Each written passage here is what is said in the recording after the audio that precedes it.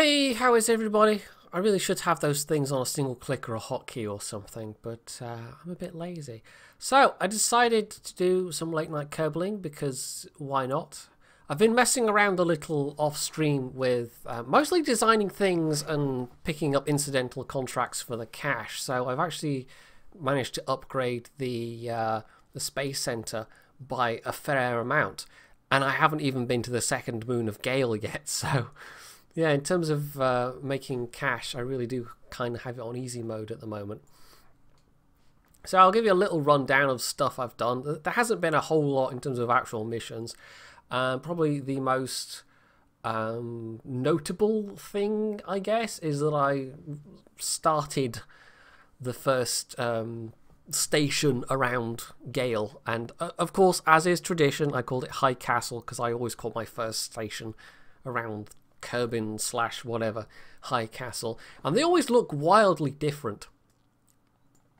So yeah, it's a bit it's just the core of a station at the moment. It's a pity it's not in daylight, but it's basically, why is it giving me messages about?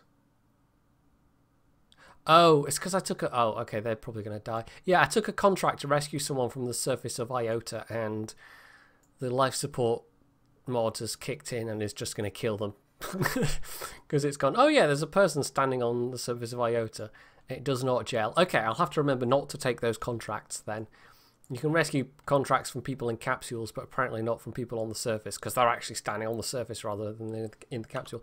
Anyway, so yeah, basically it's a big 8-person habitat thing, and it's got a little utility arm with some solar panels and some, if you wonder what these lights are, by the way, that's ladders. I think that's parts from Vens. There's actually 2 kinds of ladders available.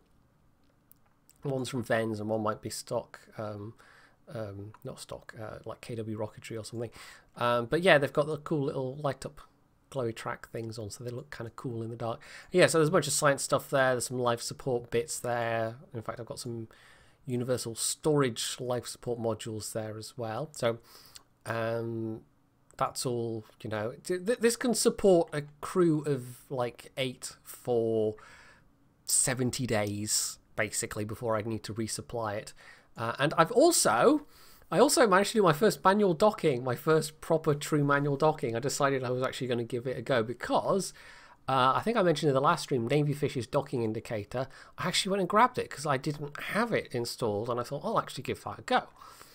And it worked! So I've done my first proper manual docking without having to rely on MechJeb, so I was very proud.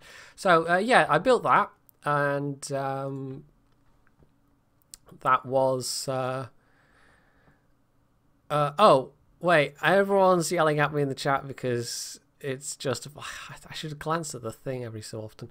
Why are you doing this, KSP? Why don't you love me anymore?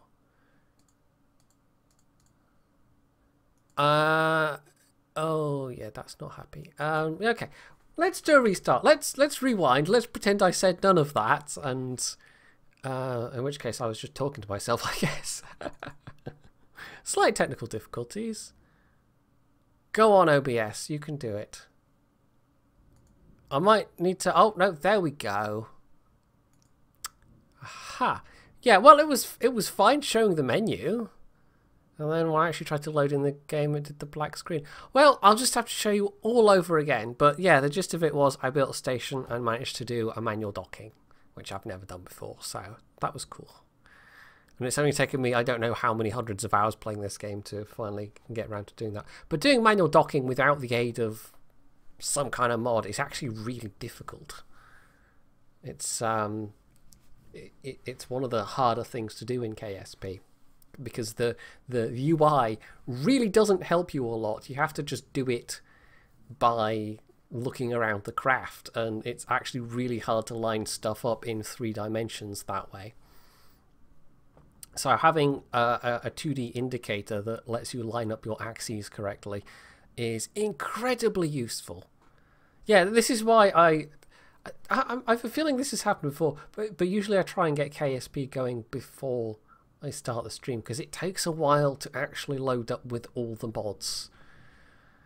because I do have a reasonable number of mods. So, yes. Who's here then? Let's say hello to some people. So, Nikos Sleece, hello. Frankenstein's Lobster. I wonder if it tastes nice. I don't know. Anyway, it might do. Is it just bits of different lobsters put together? That sounds like a really tasty dish, actually.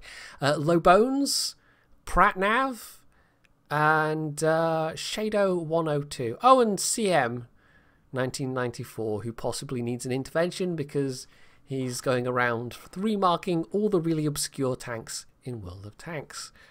And if that's not a cry for help, I don't know what is.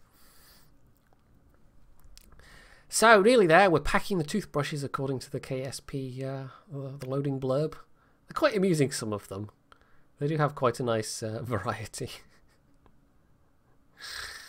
Jeb looks very happy with something blowing up in the background there anyway.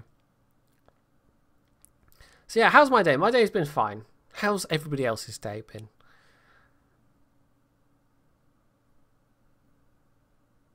The KV-13 isn't obscure, just unloved. Well, it is kind of obscure, but it's mostly because of where it is on the tech tree. I have to admit, I jumped over to the T-43 from the KV-13. So, that was my first high-tier Soviet medium tank, was the KV-13. If you can call Tier 7 high-tier. It kind of is. It kind of is. It's at the bottom end of high tiers. You've been playing with a lathe, T-Demon. Lathing fun things, I hope. Right, let's try this again, and maybe it will even behave itself this time. And I'll try and pay more attention to the OBS preview. So, a good 6 minutes later, and we're finally back in KSP once again. And I can actually show you my space station. Oh, there we go. There's the Space Center. And yes, here we are, High Castle. So yeah, this is the Kerbal Naut that's stuck on the surface of Iota.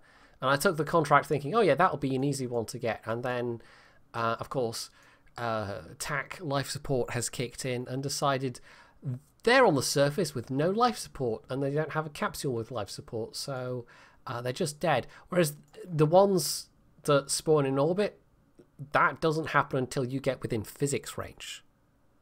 So I will just have to not take those rescue from the surface contracts, which are normally quite easy, because in vanilla KSP, it's like they can just sit out there on the surface indefinitely and it's fine. No, we've done it again. KSP, why are you doing this, KSP? Why are you doing this to me?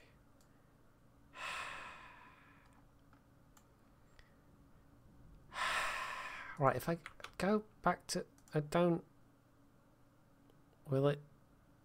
It's weird. It's loading into that craft that is making it... I don't know. KSP's always been a bit strange when recording with Bandicam, for instance. If you're switching between scenes in the game, it can be a bit finicky. Now, why is this happening? I don't know. Right, let's... Technical issues. Technical issues with the game just not wanting to behave itself. I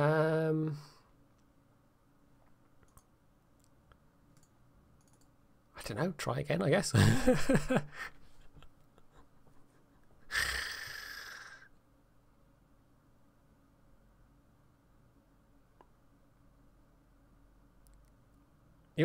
Oh, okay. Yeah. Art is more fun when it's spinning at 2000 RPM and razor sharp tools are involved. Yes. Yes, T-Demon. One imagines that you would have to make sure that you don't have any particularly loose bits of clothing flapping around.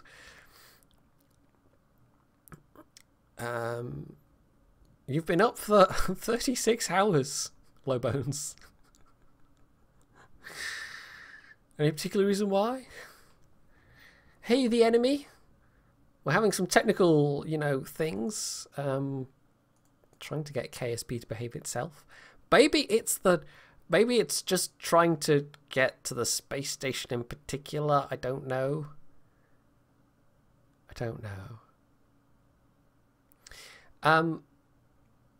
Unfortunately, this isn't one of those games like Paradox games. Generally, once you've loaded them up the first time in a particular session of using a computer, generally after that they're a lot quicker to load up because they've generated all the cache files for that particular session.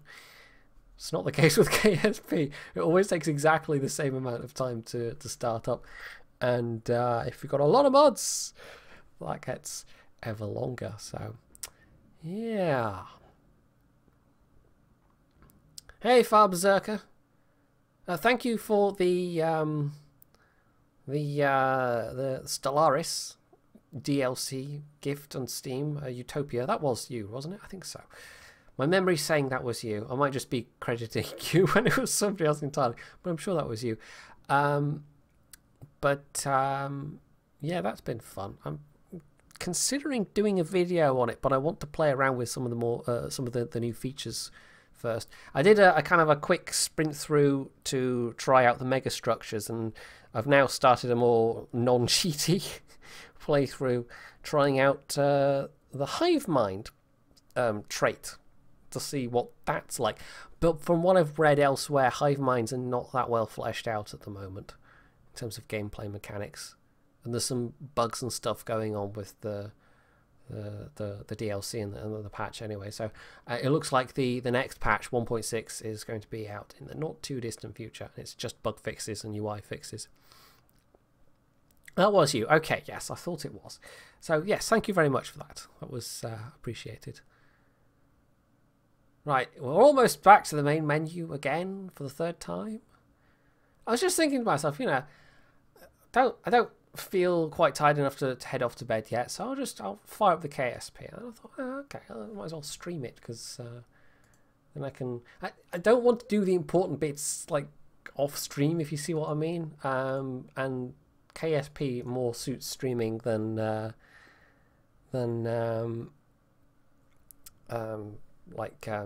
videos, at least for the way I play it.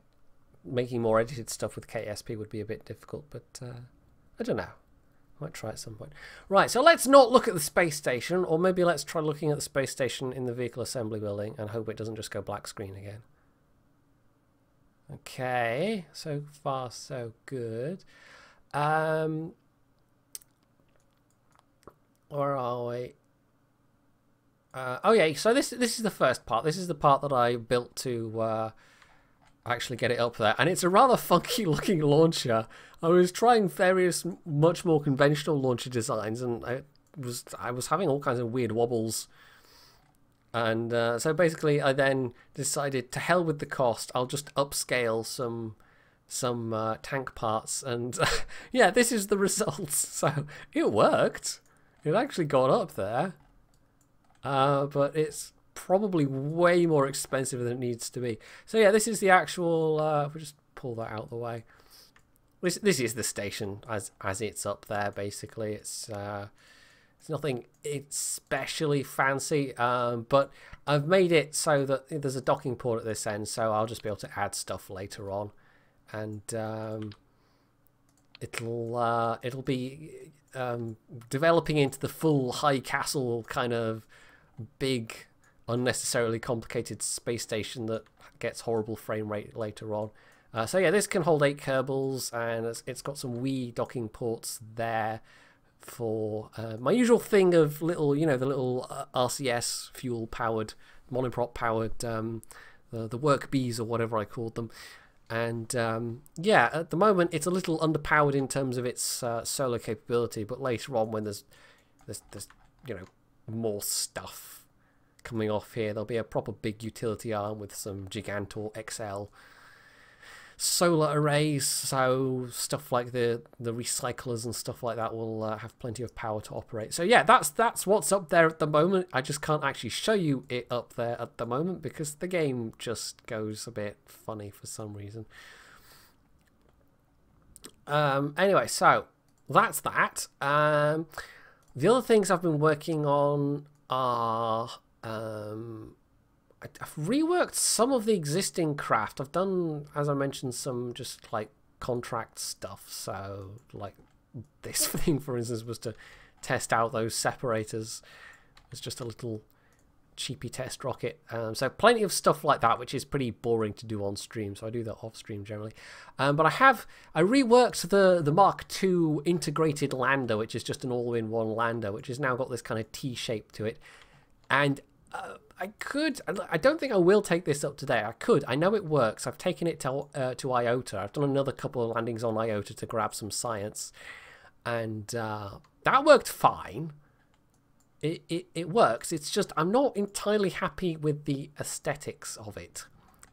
So I'm thinking I might just rejig this entire design and come back to it as an all-in-one lander, and I might well swap out the interim Mark II pod or whatever that's called, which is I think one that Vens adds as a kind of interim part between the single-person Mark I command pod and then the three-person Mark II command pod.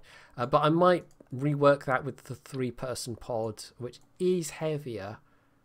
Although not that much heavier, it's only about half a ton heavier, but that will require redesigning the launcher, and it'll require rejigging this entire engine assembly at the top as well.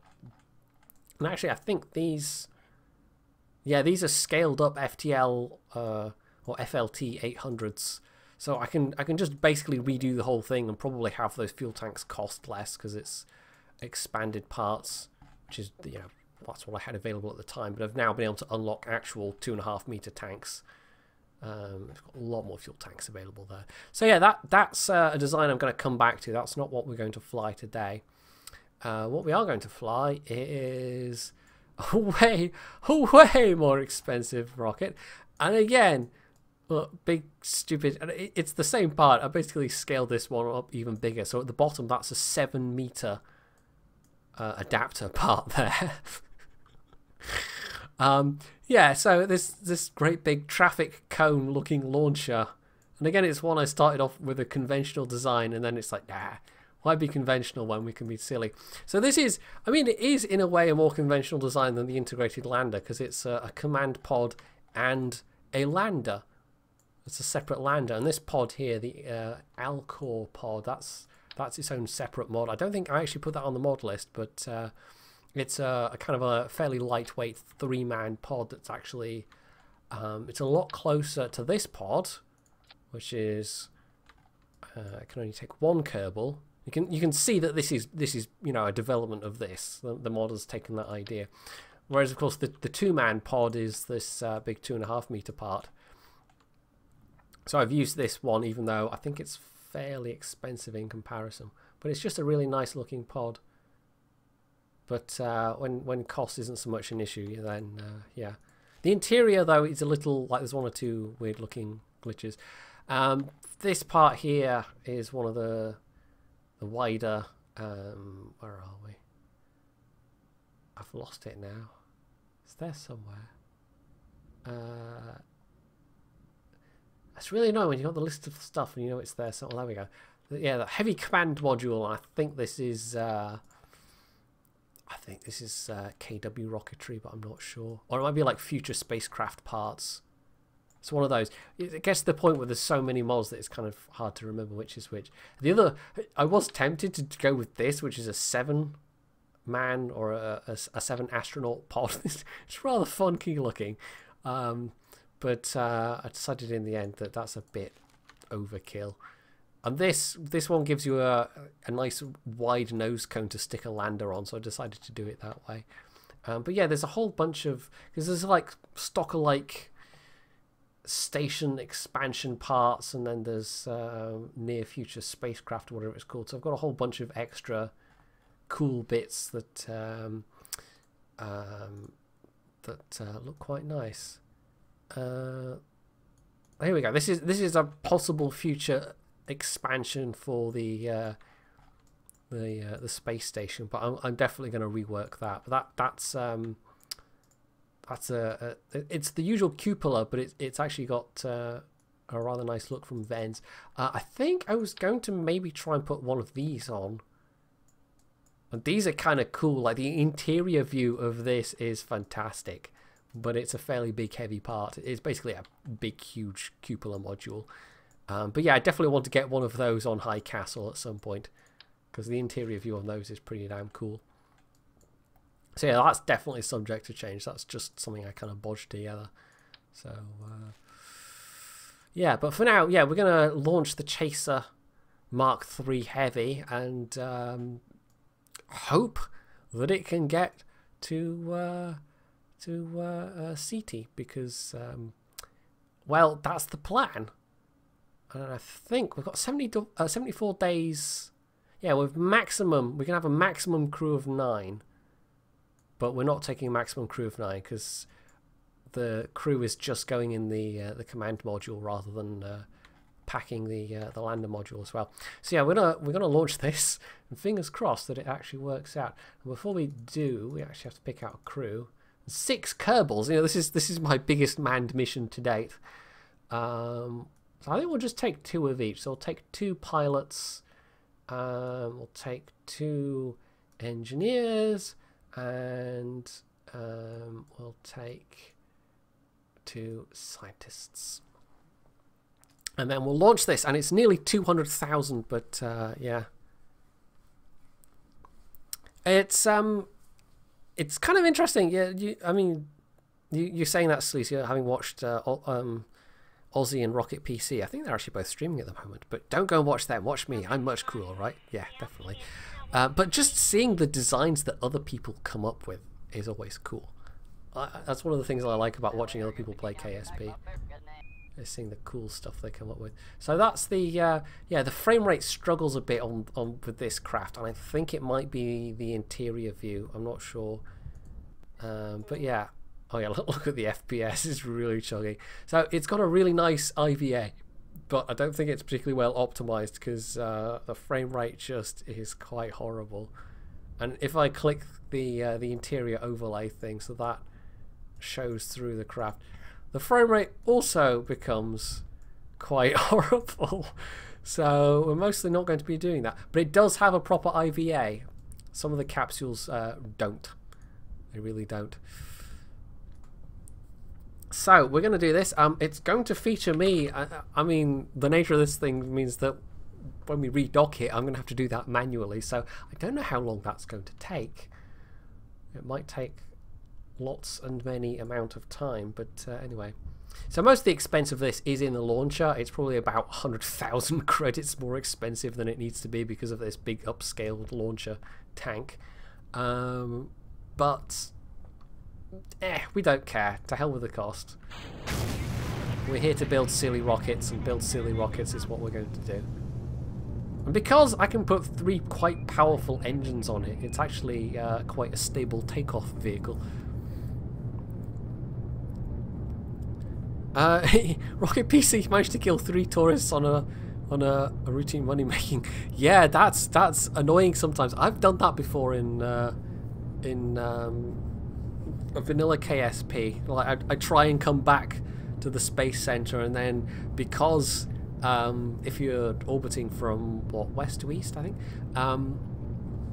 there's the mountain range that's to the west of the space center, and if you fall short, sometimes you can have stuff that comes down in the mountain range. And I once actually managed to do that with an SSTO, and it kind of slid halfway down the mountain. And I think I managed not to kill people, but it took about like 15 minutes to just come to a halt before I could recover it. So that was really annoying. But yeah, it's a bowling pin. It basically is. Part of the reason why I went for this design in the end, because I was going for more conventional ones, and I had scaled up parts to match this scaled up part, which I had to match this, because I don't have any, I think 3.75 meter this part. So I mean, I would have been having to scale up stuff with tweak scale anyway, but it just wasn't stable. So in the end, I ended up doing this, and bizarrely, it is actually far more stable. but just because it's this big heavy-bottomed tank, I suppose. By the time it burns through its delta V, and it has a lot of delta V, even with these big 3 beefy, what are these? KW Rocketry Maverick 5s, which generate, I think they have about, yeah, they're about 1300 kilonewtons each, and they're quite expensive engines. So that alone also is just expensive with 3 of those. That's like 30,000 right there. But it's, I mean, considering it's an expensive launch, the fact that I've got the stage recovery mod in this mod build as well means that I'm losing some funds, but like this big heavy stage here, I'm actually going to get like 80% of the funds from that stage back. So yeah, it's expensive up front, but it actually ultimately costs less than you think it's going to cost because of the stage recovery mod. So that's actually a really nice mod to have. So yeah, I might end up building more launchers with this kind of scaled up cone tank, because it's basically a nose cone tank that I've scaled up to a ridiculous size. It carries like, yeah, 20,000 units of oxidizer and 17,000 units of liquid fuel.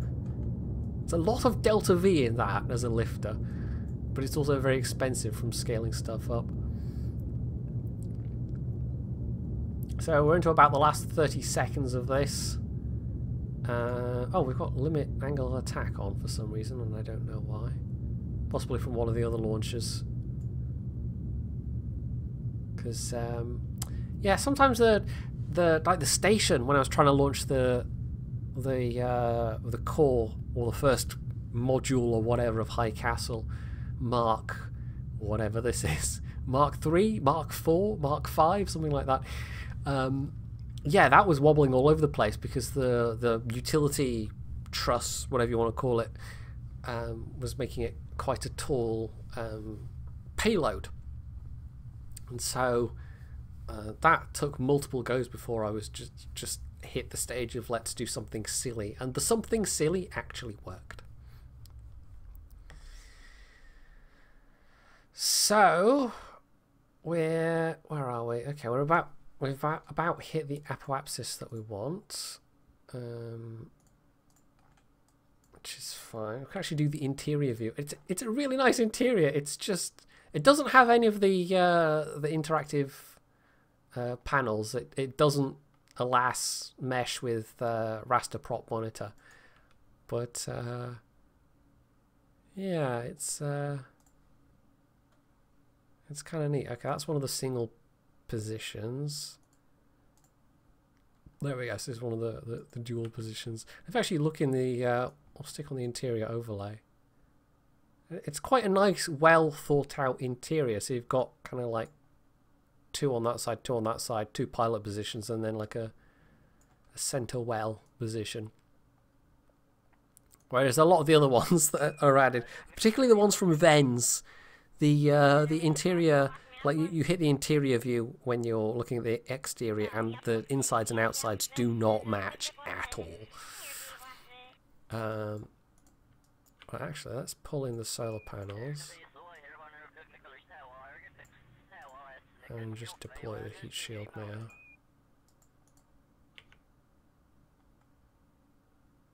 I've also got a tiny wee little scaled down this Communitron ATA, but it's still got a pretty good rating because the base rating of the Communitron, the full scale Communitron, is actually pretty good. So a scaled down one's pretty good as well. So yeah, this is going to get me most of the way to orbit. I don't know if it, I can't remember if it got me this far last time, or maybe it did. I don't know. We'll get less recovered from this stage as a result, because the further away from the space center it falls, let's actually re-aim the camera there. The further away from the space center it falls, the less funds you get back. But anyway, so yeah, that's just giving it its last bit of delta V, and then poof, and then there we go. Now we're on the command module, and this is basically all the delta V that we have to get there. Although obviously the lander has its own full fuel tanks. I really do like this Alcor lander pod. It's a nice compact design, and it makes for some, like, you can just make some quite nice, neat looking landers with it if you care to. So yeah, I've actually got three engines on this. I've got the big KW Rocketry service propulsion engine, which is that's not one I can actually tweak scale. A lot of the KW engines aren't tweakable. And then we've got a couple of scaled down poodles as well, which are not quite as efficient as this, but they're still very efficient engines, because that alone was not giving enough TWR, but three of them together, it's actually kind of half respectable. So we're almost in orbit with just about 3,000, even using some of this delta V to circularize. We still have about 3,000 meters a second, so much delta V, considering that we're also lugging this lander around with us. So there we are, orbit. The big, weird-looking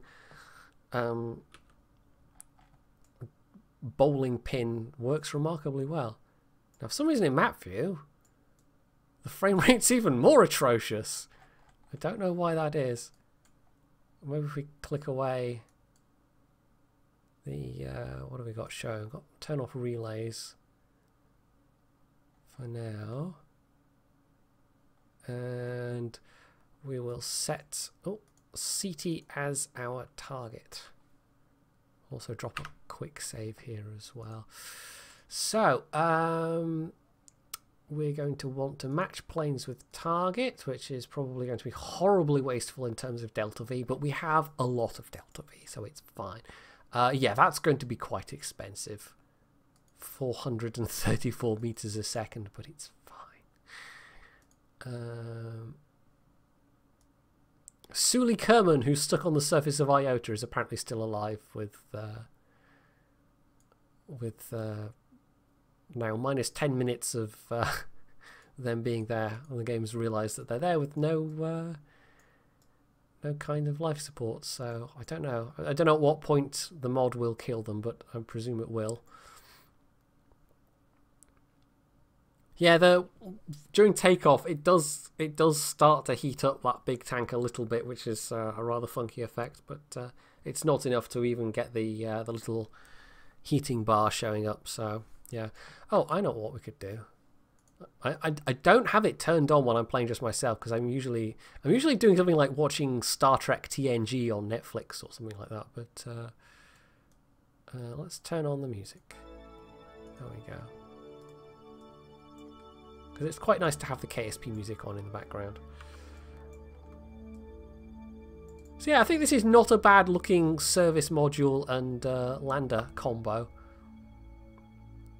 It's a big chunky service module. I should have said, I don't think he's actually here, but yeah, the Mark 1 was the Brett, the Mark 2 was the Hildebrand, and this is the Mark 3, which I've christened the Chaser.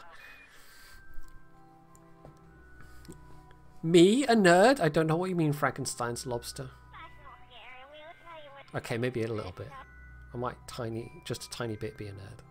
But yeah, now I've been, because I watched Enterprise, I basically went through the 4 seasons of Enterprise on Netflix, which was one where I'd seen most, I'd seen the first season and then I think most of the second season, and I stopped watching when it was originally airing, around about that point. And it's actually ironically around about the start of season 3 where Enterprise started to get really good. And despite it then being almost as good in season 4, that was when it had the plug pulled on it, sadly. So yes, it was a bit sad, but there it was. And with Star Trek TNG, well, this is one I watched it when it was originally airing on the BBC in the 90s, but there's a lot of it, a lot of the episodes I haven't seen since then. So we're probably talking 20 years for some of these episodes, for quite a lot of these episodes. And there's actually been 1 or 2 episodes that I don't think I'd ever seen of TNG, but my knowledge of TNG is a lot more complete than some other Trek series. Well, having said that, I think from TNG onwards, I've seen the vast majority of them. Because when I was growing up, it was a great time if you were a Trekkie. You had TNG and Deep Space Nine during the week, and then they would have sometimes episodes of the original series on Saturday mornings. And then when Voyager started airing, they had that on during the week as well. I think there was a brief period when you had Star Trek like 3 times a week, which was great. But yeah, there's I remember watching the finale, All Good Things, when that originally aired in the UK. So it'll be interesting coming back to that again. But that's why I'll do a video on it for my second channel. It's kind of why I'm watching it, so I can come back to it and see how it holds up versus my memory of watching it 20 years ago. And so far, it really does hold up very well. I'm actually kind of surprised. Like, the first 2 seasons are a little bit rocky, but a lot of the stuff that makes the Next Generation good it's very solidly there in those first 2 seasons as well. And then from about season 3 onwards, it really found its footing, and the quality of the stories was generally pretty rock solid. There were some iffy episodes here and there, but compared to Enterprise, first 2 seasons, compared to Voyager especially, like Voyager, you never knew if it was going to be a good episode or a completely naff one in terms of the writing. But yeah, no, TNG's been really remarkably consistent. I think once I'm done with TNG, I'll probably watch Deep Space Nine, and then probably Voyager, because why not? And there's supposed to be a new Trek on its way as well. So yeah, I was only watching it for T'Pol. Yeah, I mean, you say that, Nippin Pippin, and also, hey Raylin, but what's the actress's name? Forgotten it now. She was actually really good in Enterprise. Like, she was one of the few characters that had a proper genuine like character arc. She was one of the most well developed characters in the whole thing, which is more than I can say for 7 of 9.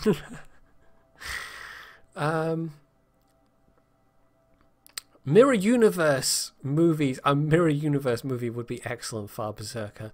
But the thing is, though, it's the kind of thing that would only really mean something to existing Trek fans, maybe. I don't know, it might be hard to convince somebody that was new to the thing to go and watch that.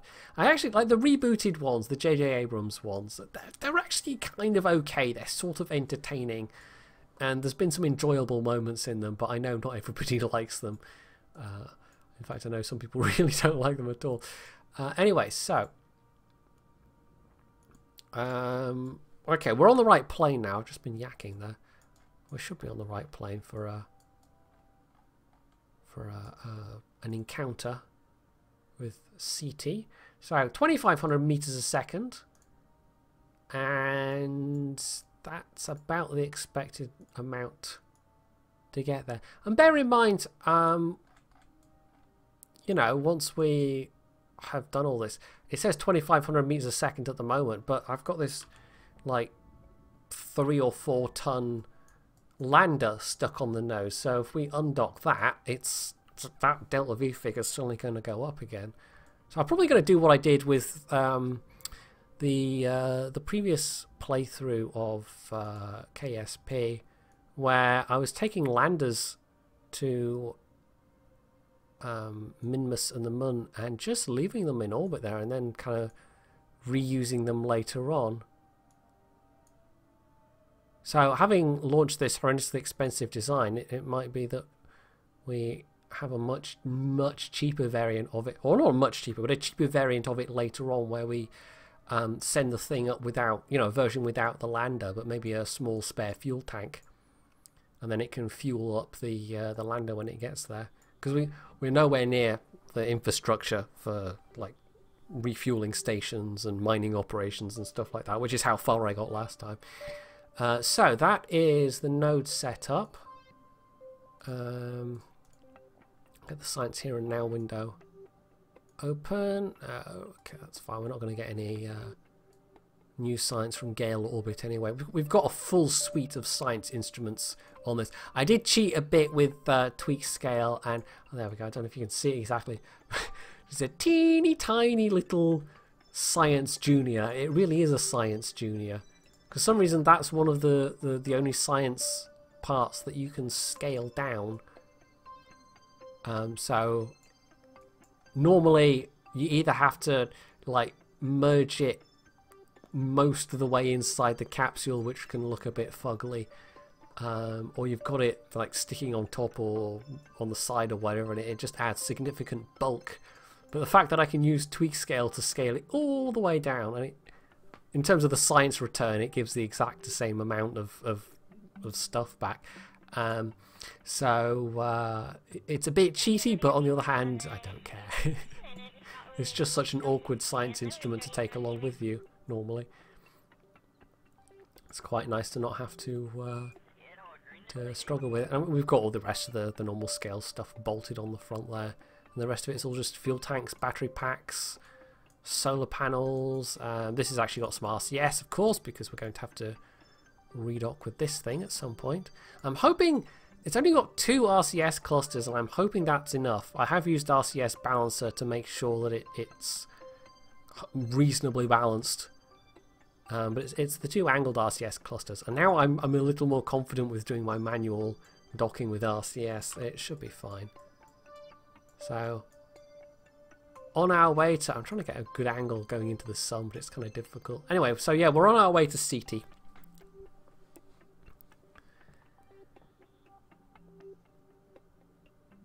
Seven of nine was a suitable Spock type. Honestly, I think Jerry Ryan was fine. But it's more the writing and the development in that show.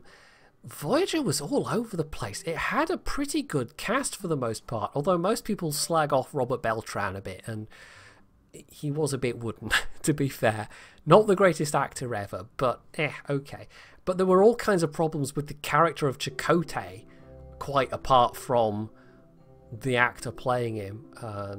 He was supposed to be this kind of like indigenous whatever character, and it just it was occasionally just patronizing nonsense.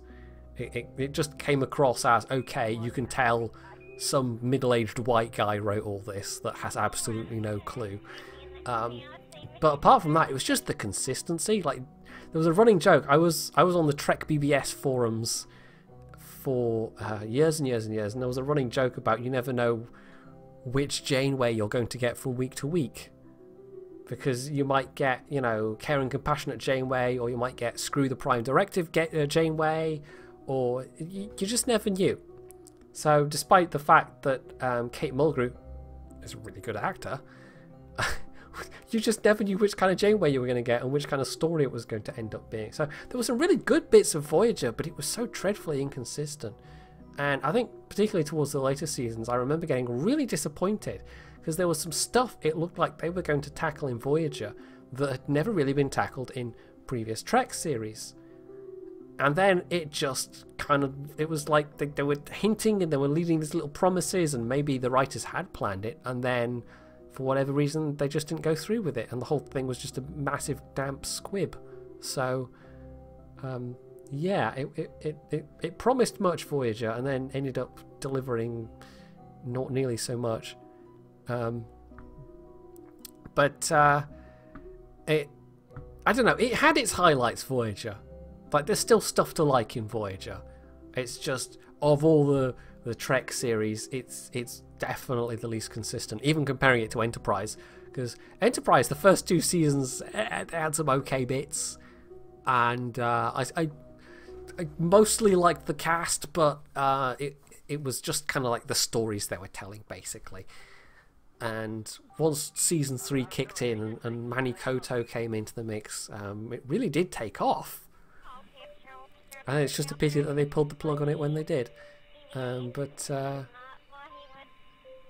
yeah, I don't know. We'll see. We'll see when we come to Voyager. But first I'm going to go through DS9, and I have some very good memories of DS9.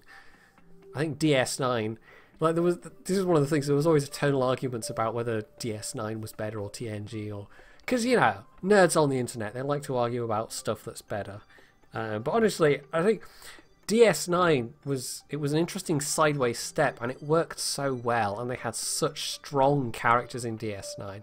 I think the fact that it was in the later seasons a lot more story arc based, that was a real departure for Star Trek at that point as well.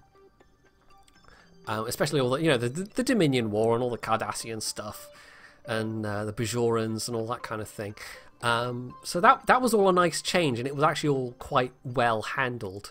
And then Voyager kind of threw all that out and then went back to more the TNG formula, where it was just, you know, episode of the week, and we had none of the character development that we really saw from the earlier things. So, but this is all just going from memory. This is all just going from me being that nerdy kid in the 90s watching Star Trek several times a week on the BBC and arguing about it later on the internet. So, yeah, although I have to say, arguing about it on the internet, that didn't really happen until the early 2000s. So, let's get this bad boy pointed prograde, and then we can skip ahead. I don't know what it is about this craft. I suspect it's this module here, but it's really doing a number on the frame rate. It really is. Right. So anyway, oh gosh, that's a 10-day trip. It's a good thing that we've got plenty of life support supplies on this craft.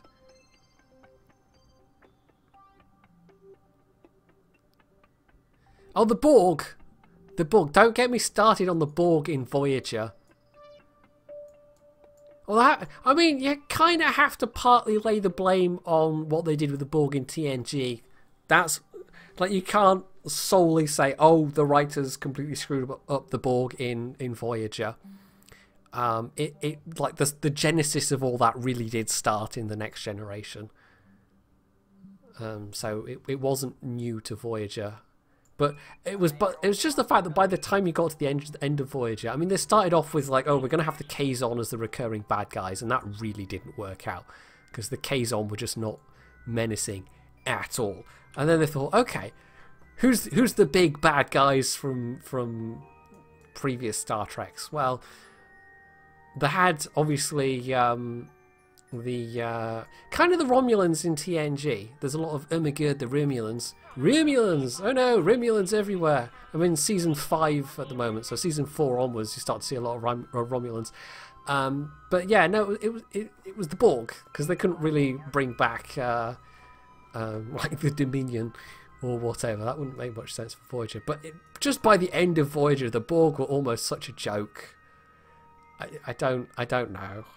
Like they ended up completely killing the Borg as serious kind of bad guys by the end of it, just because they were overused.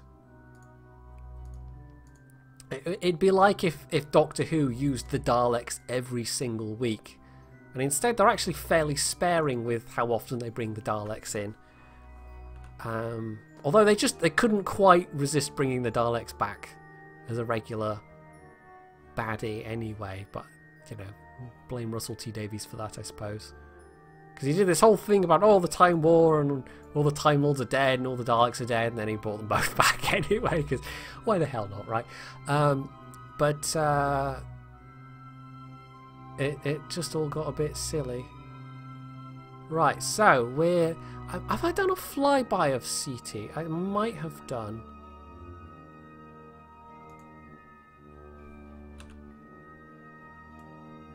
God, the frame rate on this is really terrible. Right. So, yeah, but the Borg just ended up being a bit done to death, unfortunately. So, yeah, I was rambling on about Star Trek and, yeah.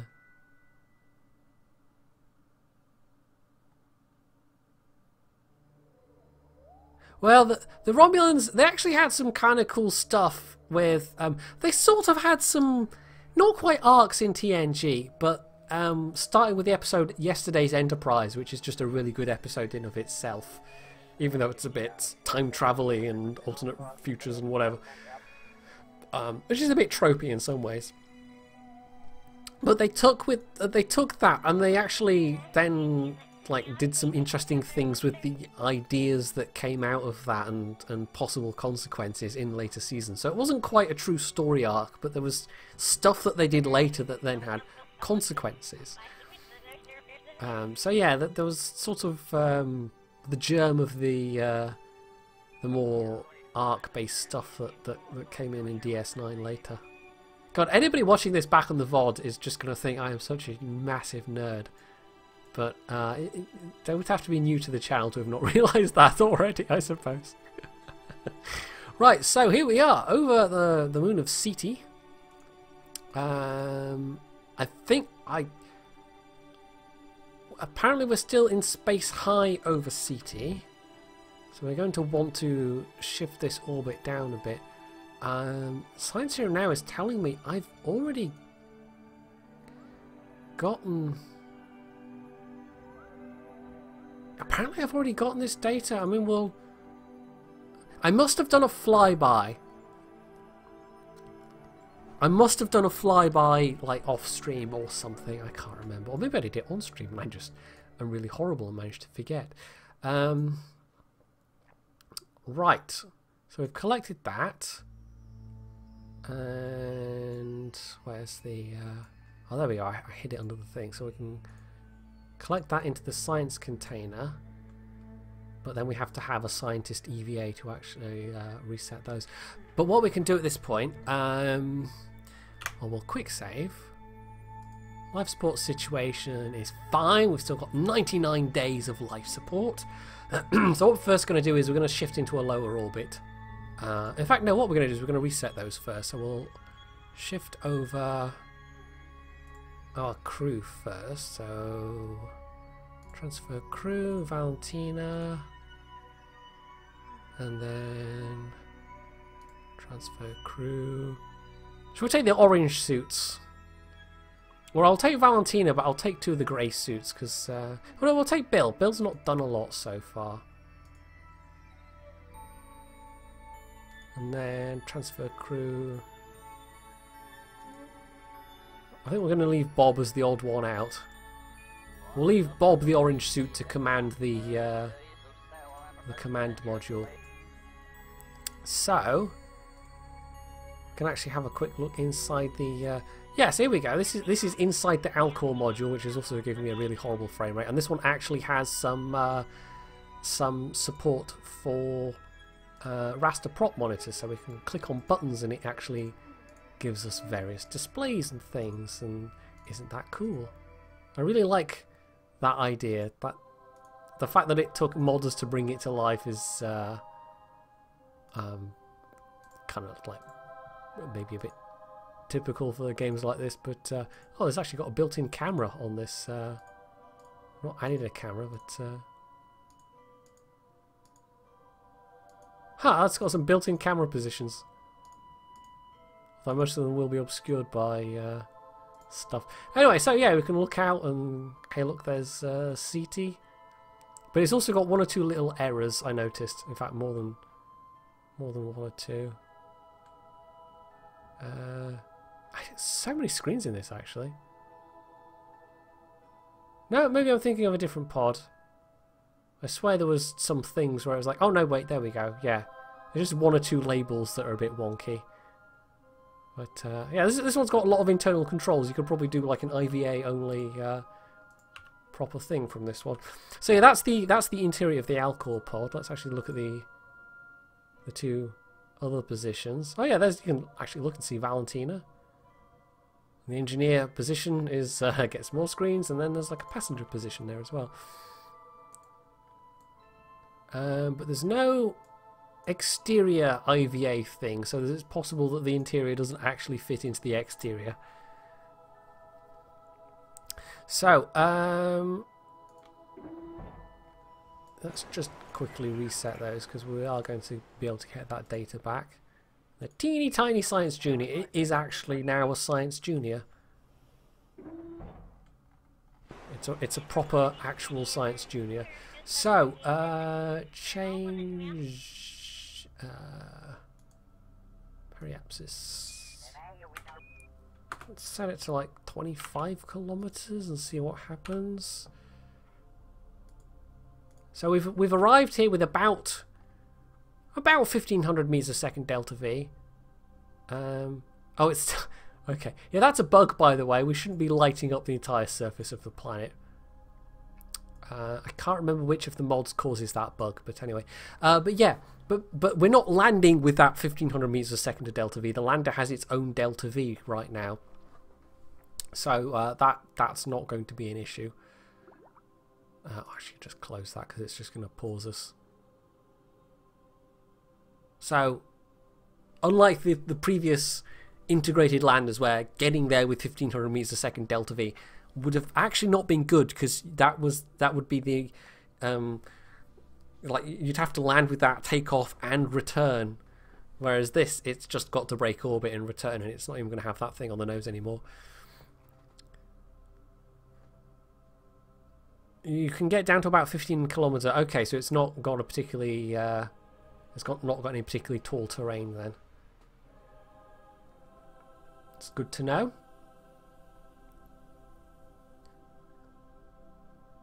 So that's taking our closest approach down to 25 kilometers, and then we're just going to circularize, which shouldn't take too long. I might actually, is it worth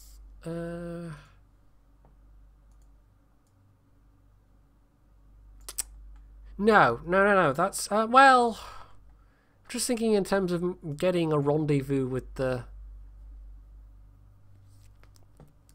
it might do to change the inclination. Is that going to be particularly costly? No, okay, that's fine, we'll do that. 42 meters a second we can definitely afford. So yeah, we'll change the inclination so we are going around the equator instead of this slightly inclined orbit of about 7 degrees at the moment. But that's the orbit of, you know, that's the inclination that we came in at, because Ceti itself is inclined.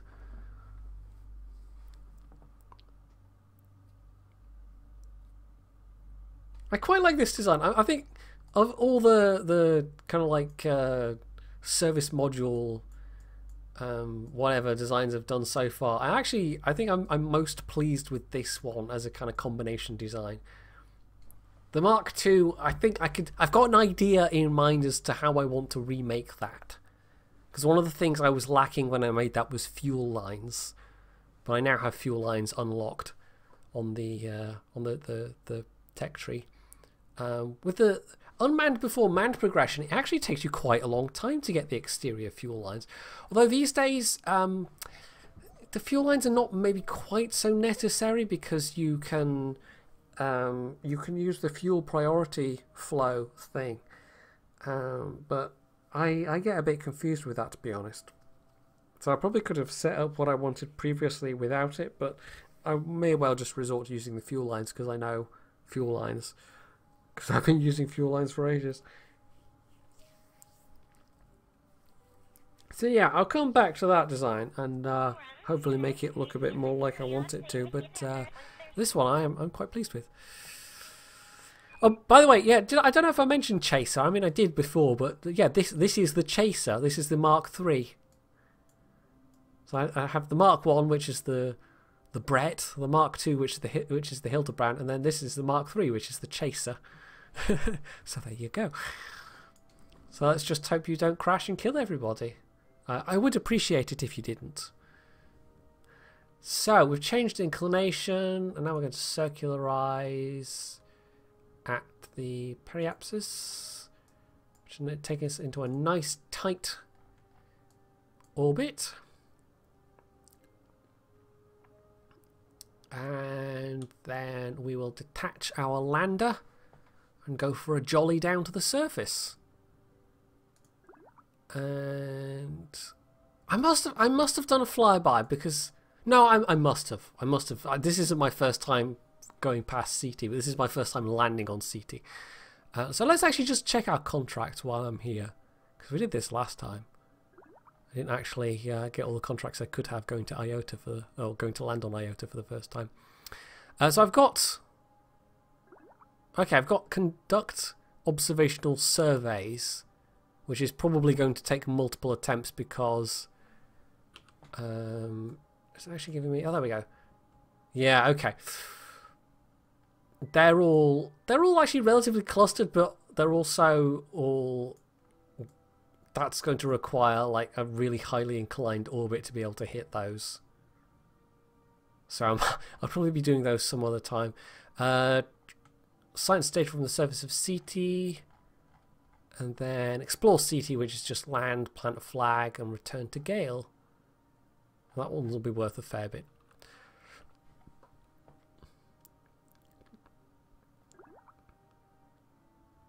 Considering the day you've had, check the O2 tanks, make sure it doesn't pull an Apollo 13. Well, fortunately, that's impossible because I don't have any mods that make random failures happen. So if things go wrong, it's entirely my fault, basically. But yeah, I'm sorry to hear that you've not had a good day, though. That's a bit unfortunate. Let's hope this goes rather better. You had a very spinny landing on the moon, Philo Farnsworth. Did you now? Well, it's funny. You go on the subreddit, and you know how sometimes you open up KSP and it's like the crashed rocket as the intro screen. The number of screenshots that have been posted there over the years of, hey everybody, I've just landed on the moon for the first time, and it's like, you know, a rocket lying on its side, or it's a crew capsule and some smashed debris you know, that's behind it, kind of thing. It's surprisingly common. Anyway, so yeah, I must have. We're not even getting like crew report pop-ups for the Science Here and Now, so I must have done all this already. I must have grabbed all this orbital CT science already. Ah, you've been dealing with parents of students. Okay, say no more. Right. So let's throw in another quick save. So this is a 25-kilometer orbit, which is a close orbit. I'm not going to push my luck with trying new things today. I traditionally, despite, and this is a thing I have tried doing a lot, manual landings, I just suck at it so bad. I just slam the things into the ground, or I run out of fuel. I don't seem to be able to judge it at all. Maybe someday I'll just sit down and think, right, I'm going to do this, and try it for hours and hours over and over again until I get it, but today is not that day. I'm happy enough that I've managed to do manual docking, which we are going to need to do, as I mentioned, because MakeJeb cannot yet do it for me, so it's going to have to all be me. So decouple node, and I don't know why that's spun itself around. Oh, okay, that's still on prograde, and then the other thing is so yeah, we'll just have that. Actually, we'll just leave that on kill rotation because we'll be coming back up to that. So yeah, we're gonna have to come back and redock with this thing eventually, but for now the three people that are up there are just going to be hanging around and just, I don't know, playing solitaire, space solitaire. Now I kind of wish I'd put more lights on this. Got one light over the door, and I think that's it. But that illuminates all the science experiments at least. So let's get. What's our?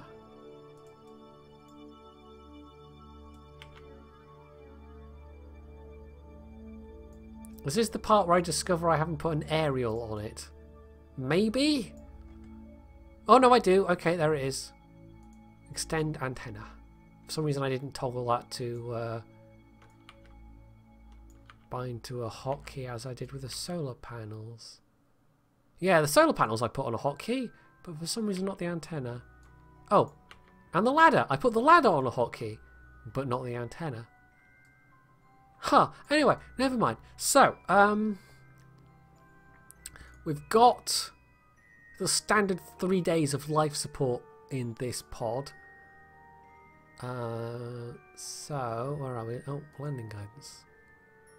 I didn't add any extra life support to this pod, so we can't muck around for too long. Most of the life support is all on the thing itself. So let's just pick an equatorial landing spot. This is going to be a Highlands landing site. It's a tiny little bit off the equator. Hang on, let's see if we can't...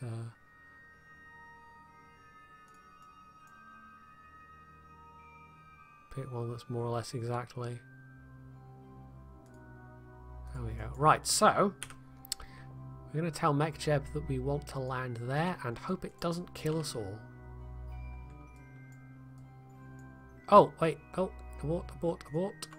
I'll tell you what we need to do. We need to stage the... Wait, why isn't that staging? Activate engine. There we go. Yeah. Yeah, we need to have the engine actually be working. Let's do the landing legs too while we're at it. Right, land at target. So now it's not going to be attempting to land without an engine, because that usually doesn't go well. Oh, apparently that's... just going to keep an eye on the life support. Just, I don't want to get caught out. Apparently it's going to want to make us do a whole orbit, but I don't think that's going to take very long.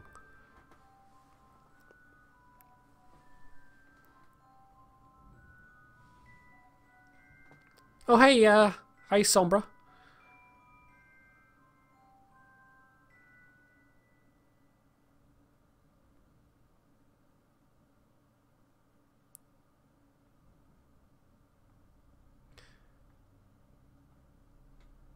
Ouch, yes, okay, politics. Politics. If there's politics involved, then I can see that that's going to make everybody very, very happy. So very happy, yourself included. Right. How are we doing for power? And life support?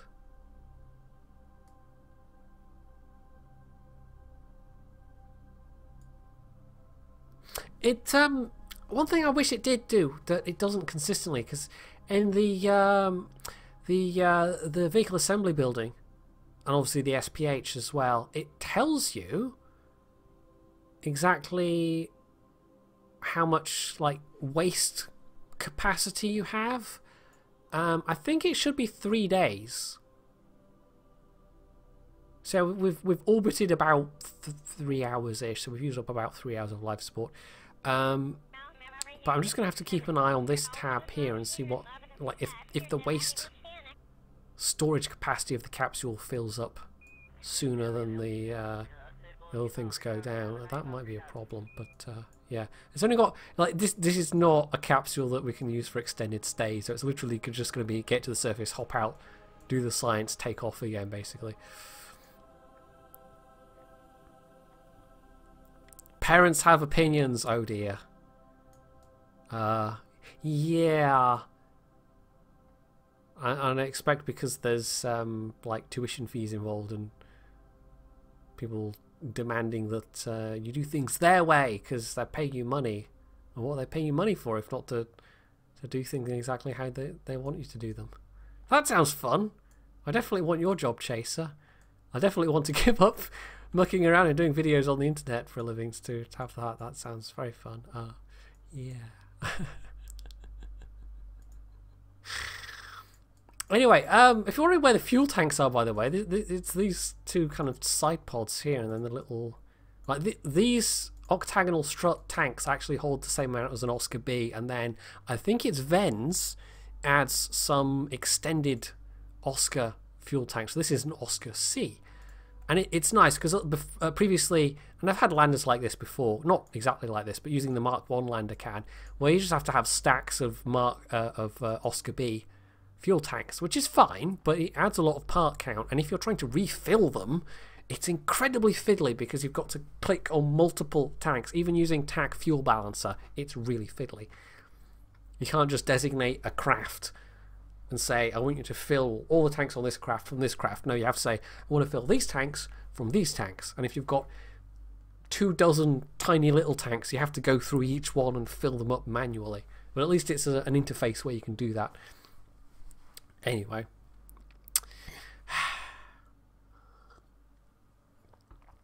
Hey Ray, yeah, I said hello already, didn't I? Yeah, YouTube's going okay, Patreon's going okay, and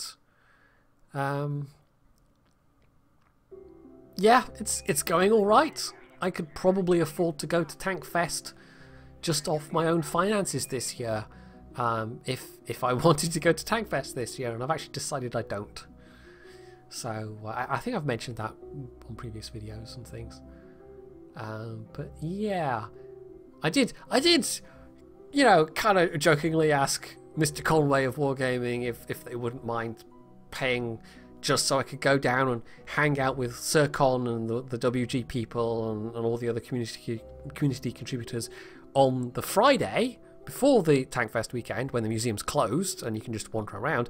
But for some reason Wargaming wasn't really up for paying for me to just go and visit on the Friday. So yeah, well, maybe next time. But maybe I'm thinking if there's some smaller event that's somewhere that's not too difficult to get to, I might try doing that. So, you know, not one of the big London things. But, I don't know. I mean, I think there's an annual thing in Glasgow. There's probably other things in Scotland that wouldn't be too big. Because I just don't feel up to facing the crowds this year. That's the main thing. Oh, I appreciate the offer, Ray. But like I say, I'm okay for money. But if there's something, if I can find some event that really catches my eye and it's not like the south coast of England, which, if there's likely to be a warships event, you know, a warships community contributor thing that they even extend an unofficial invite to, it probably will be down in the south of England, because that's where all the Royal Navy, you know, the historic dockyards and all that kind of thing are. No, if there's something somewhere else I could get to, that might be interesting. Just to do something different and less crowded than Tankfest. Do you have to fly or sail a ship to the mainland and then rent a car? I actually don't drive. I usually... like, there's options. You can fly from the island and then just fly, you know, internal flights in the UK, which is quicker but expensive and also not particularly environmentally friendly. But the only other option for getting off the island is by ferry.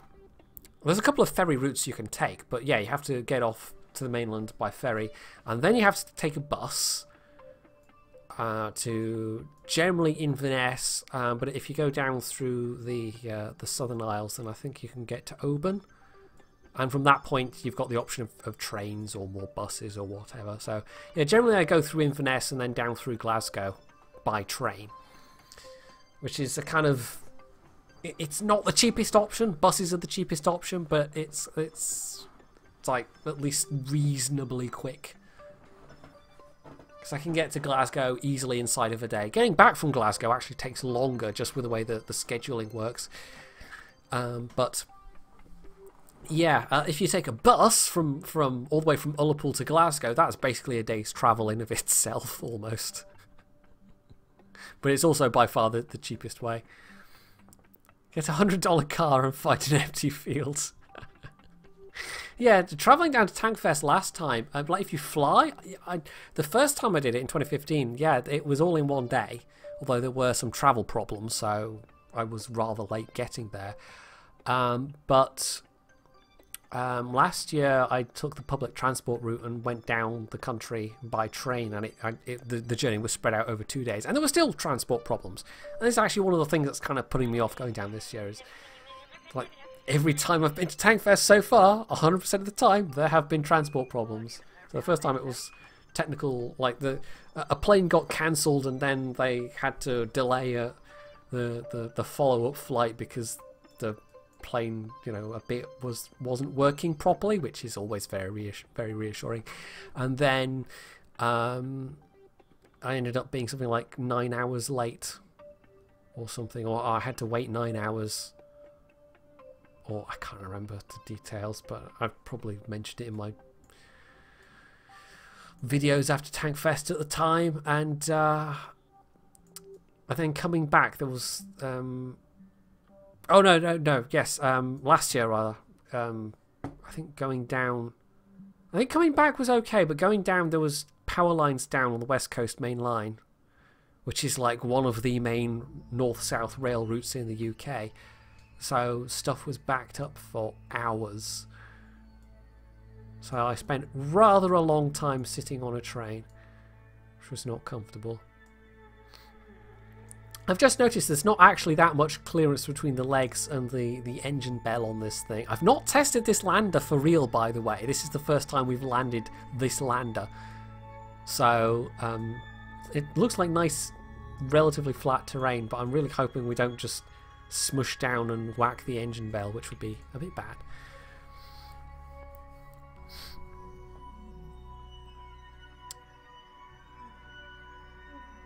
I mean, learning to drive, like, you could, like, if you just knew somebody that was willing to teach you the basics, then okay, yes, you could just, like, as long as you're not on the road.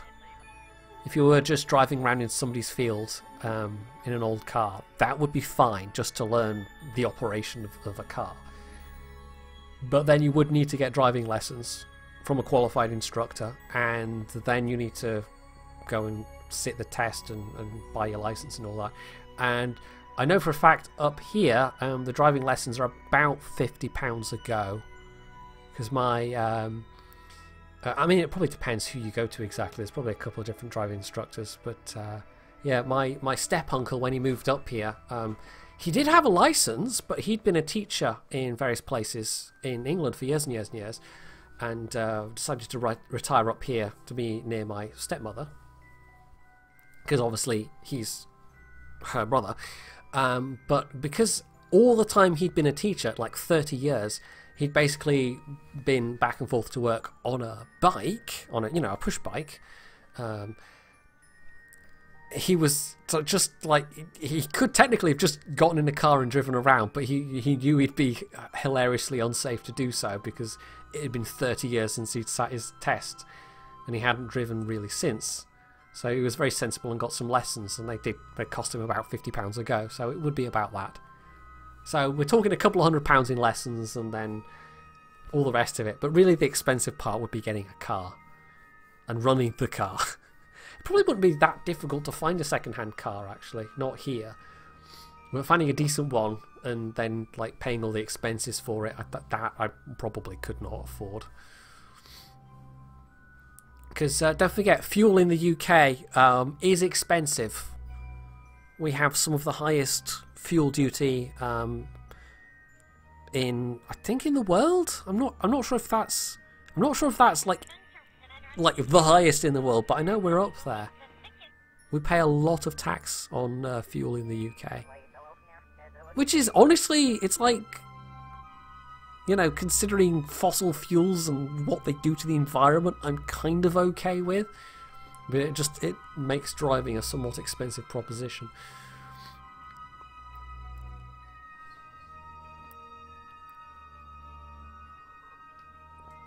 Yeah, the actual process of getting lessons and getting a license, like, that would probably be affordable. It would be buying the car and then maintaining the car and paying the taxes and the insurance. And by the way, insurance is kind of unpleasantly expensive in the UK as well, especially if you're a new male driver. They do tend to whack you with rather high insurance, because it tends to be new male drivers, or, well, more young male drivers, but I think new male drivers also get hit harder as well. But yeah, they tend to be the ones that cause the lion's share of the accidents on the road, so it's more expensive to pay insurance. Anyway, let's bring up the science panel, because we're almost about to touch down on Ceti for the first time. Hey, Jen Alexeyev and Latika Mafia. Maybe I should call my next lander the Latika Mafia. I think there should be sufficient clearance. I don't think we're going to knock off the engine bell or anything dramatic like that. How are we doing for... yeah, still got like 2 days of life support. Oh, almost there, and... touchdown. Oh, that's fine. That was a nice, gentle touchdown. So, we've got quite a bit of delta V. We've got 1100 meters a second delta V left, which is like loads. Loads of delta V. Loads and loads. So let's pop out the ladder. And well, we'll get them all out on the surface, but let's have Valentina be our very first Kerbal on the surface of Ceti, as she was the very first Kerbal on the surface of Iota. Whee! One thing I really do like about wait, I'd actually have to get somebody else to do it, because they'd have to be in the pilot seat to look out the window, but let's do this first and get her back inside.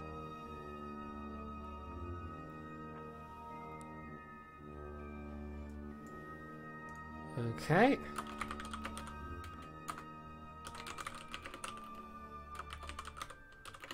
First landing on Ceti, woo! That's appropriately jaunty, right? And then surface sample and EVA report. Now, I don't actually have a science container on this. There's a science container on the command module.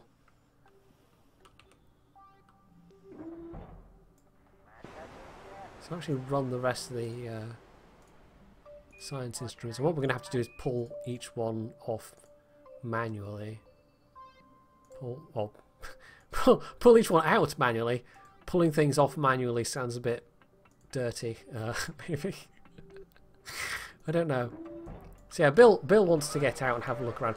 But yeah, the thing that I think is cool in KSP is I can send Bill round the front, and then Valentina can look out her window and actually see Bill floating there. So if I flick back to the capsule and you can actually see the flag on the monitor. No, I think Bill actually needs to be further away. I think he's in that blind spot because it's not like a big picture window.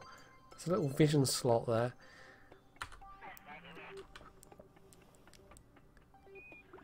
Come on, Bill, waddle faster. I'm sure they spent like literally thousands on motion capturing the weightless walking on the. Oh yeah, literally thousands and thousands. Oh, there we go. So we can see Bob outside. I mean Bill. So I just love that about KSP, that you can like send someone out in a spacewalk and then literally see them floating by outside the porthole.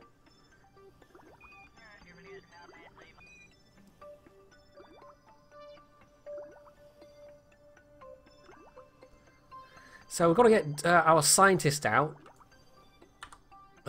Just because he wants to have a little look around as well. You know, you come all this way, you might as well stick some boot prints on the surface. But also, more importantly, we have to have Jonzor here grab all the science data and reset the instruments. Now we may, and this is an outside shot, but we may have enough delta V between this, because we won't use all the delta V getting back. There might be enough that I can take some fuel from the mothership and make a second landing, but we'll see. Right, so go on, Jonzor, have a little jump around. Whee! I do like the look of this lander, but then I really like the look of that that particular pod. It does make for a very nice landing pod, which is obviously what it was intended for, with that size and shape. But given that the Mark 1 pod only carries one Kerbal, I don't know, it must be a bit of a squeeze getting 3 Kerbals inside this thing. So we've got all of our... Oh! No, I hit the wrong button there. We've got all of our Kerbals back in board, he says, hitting the right button this time. I mean, for living here, on the subject of cars, it would make life a little easier, because I don't live in Stornoway, and Stornoway is where the stuff is. But For the most part, the public transport on the islands is actually reasonably good. You compare it to a lot of the other rural places in the UK, and we're quite well off for stuff like bus services. I wonder, have we got enough? Right, we're going to quick save. I'm just wondering if I've got enough Delta V to make a little hop to another landing site.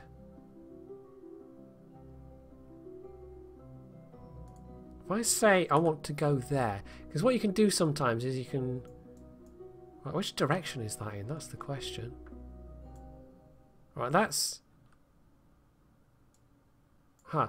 This is one of those times when it'd be really useful to have like little compass rose and I could see which direction I'm looking in. But I don't know. So let's... Oh. Take off. See what that's doing on the... Oh, didn't mean to grab that. See what that's doing on the mini-map. Yeah, this might be a go back to quick save in that I might screw myself in terms of not having enough Delta V.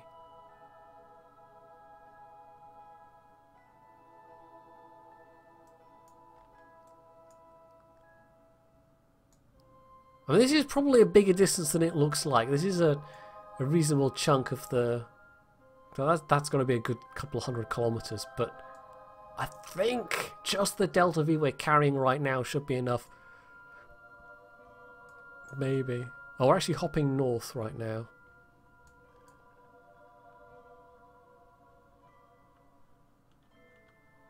So wait, we want to hop like that way?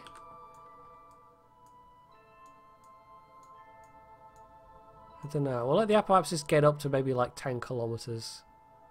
In fact, it probably needs to be more than that.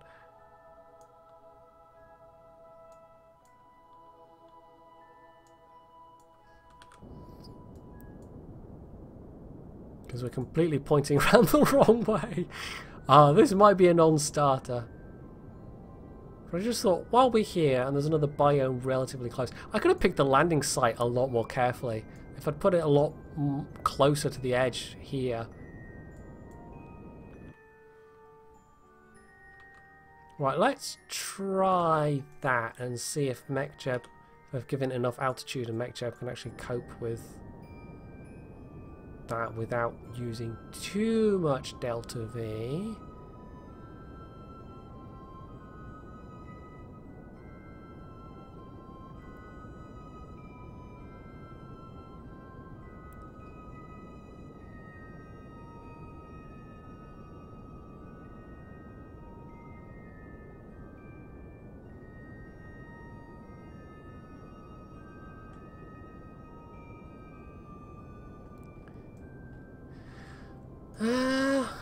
Okay, if I'd taken off a bit better, we'd probably not need to...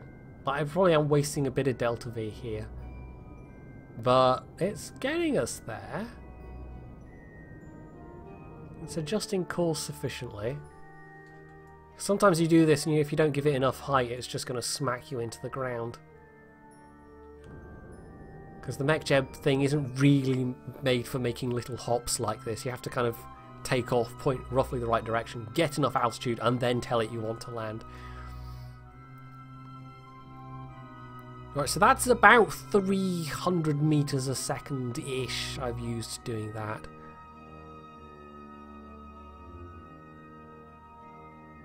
How are we doing for life support? We're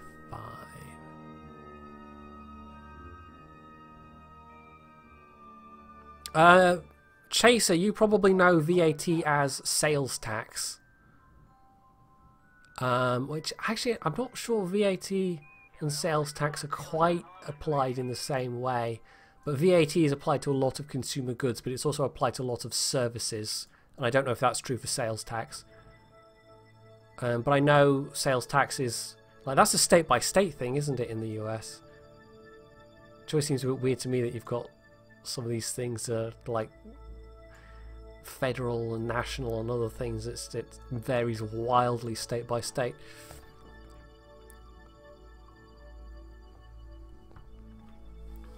Hey, Sir Conqueror.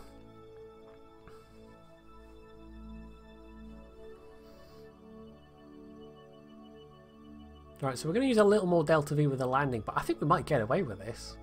But I would have used less Delta V if I'd landed in a smarter position to begin with. It's just, this is a complete afterthought. I'm just seeing if it'll work, basically.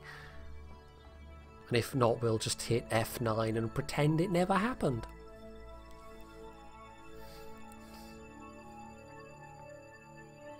But we're still sitting on 800 meters a second Delta V.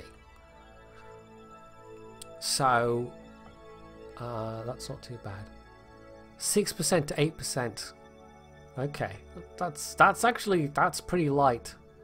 For a long time we were sitting at 15% in the UK, and then after the financial crisis kicked in, they bumped VAT up to 20%, which was actually not a particularly popular decision, as you can imagine, because VAT is it's entirely a regressive tax.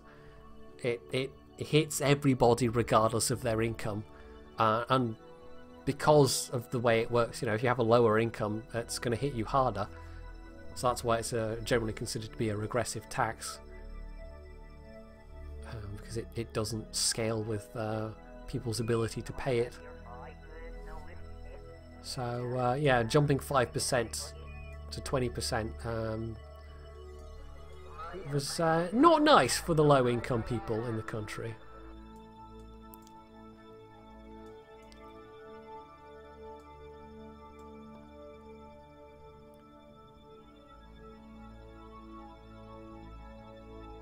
Does VAT cover food stuff? I can't actually remember. There's I think it does, yeah.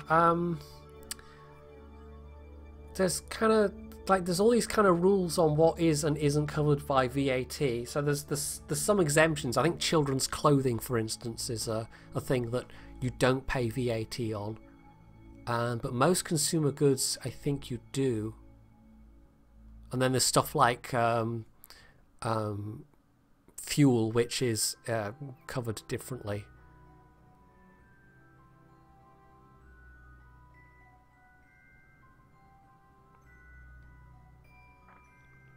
So yeah, I know there's other exemptions, it's just children's clothing is the thing that springs to mind. But I'm sure there's a couple of other things as well. You can probably find a list somewhere online.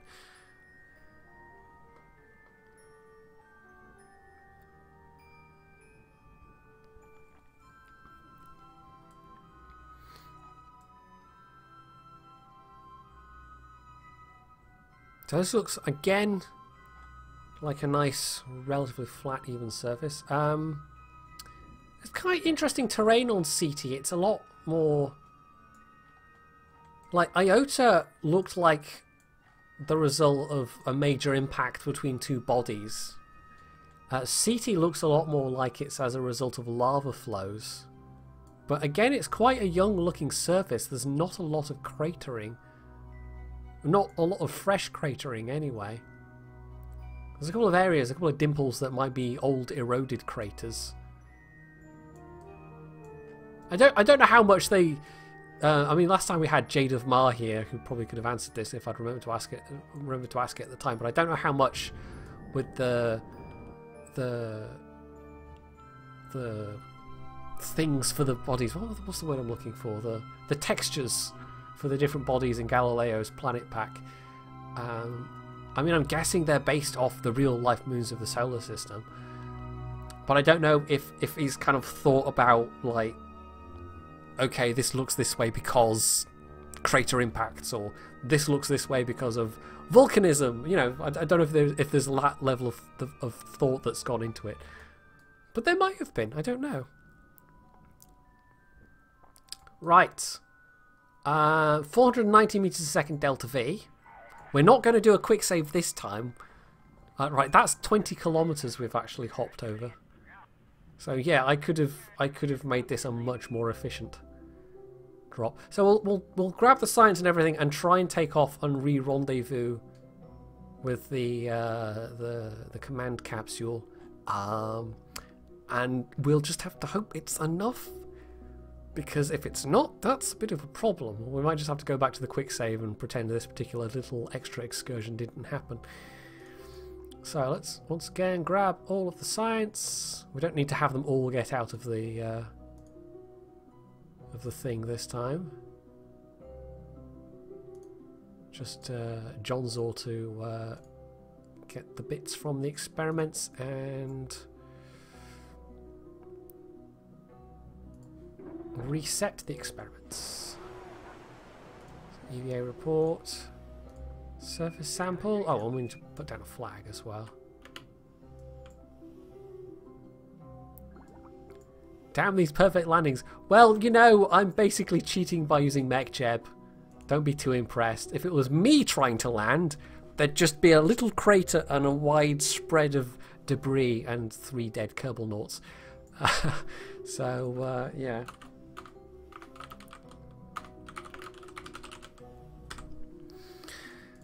So this is entirely MechJeb. But the thing with using MechJeb is, though, it doesn't do particularly efficient landings, I think, just as it doesn't do particularly efficient docking. So you can use it, but you pay a penalty in terms of delta V. So take data, collect data, and restore.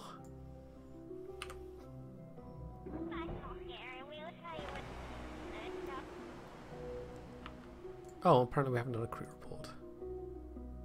Oh, we can only... Okay, of course we can only hold 1 crew report at a time. So what I need to do is find the crew report, transmit the crew report.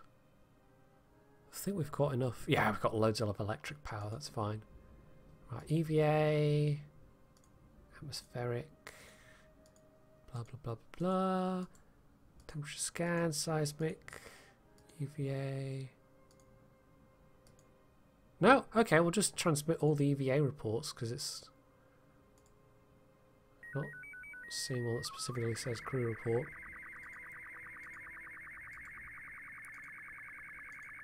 It'd be nice if you had an actual list with the things when you got science reports to click through, but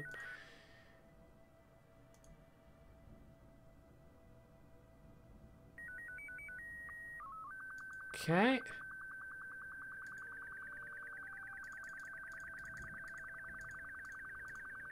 I think that's all of it.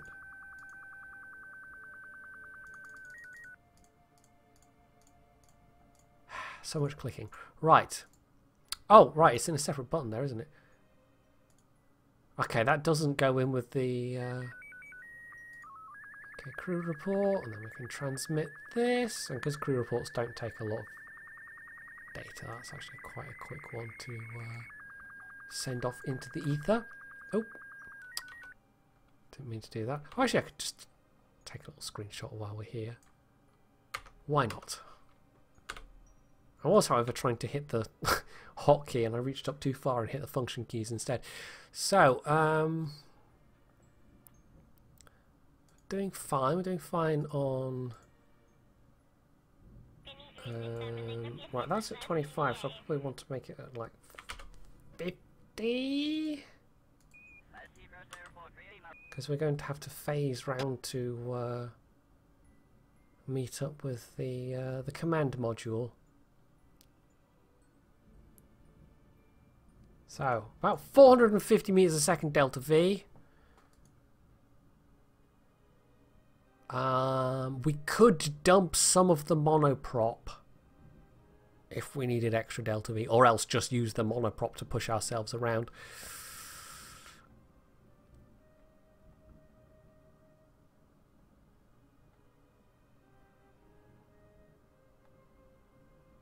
So let's just see what I've missed in the chat. Oh, yeah, the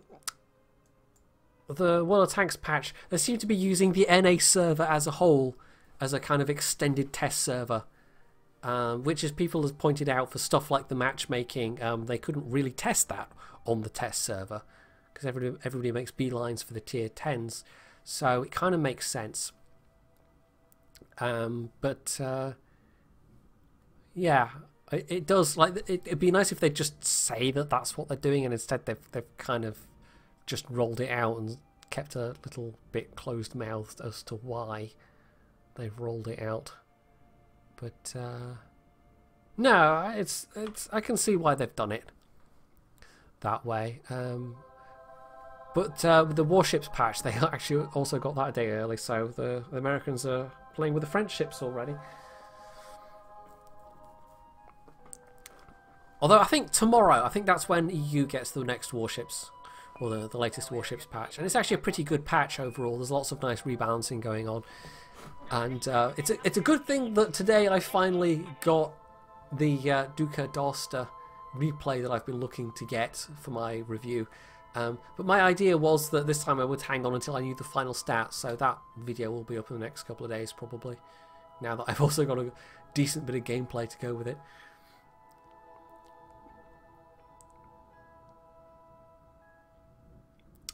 I have a feeling we don't have enough Delta V. I have a feeling this second little hop on the single lander's worth of fuel is probably...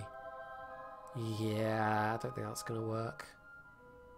The other thing I can do, if I could get it to like a stable orbit, is we could put the thing up there in a stable orbit and then bring the command capsule to the lander. But I don't think we have enough Delta V to actually get into a stable orbit, because we're down to 60 meters a second, and we haven't even reached the point of circularization yet.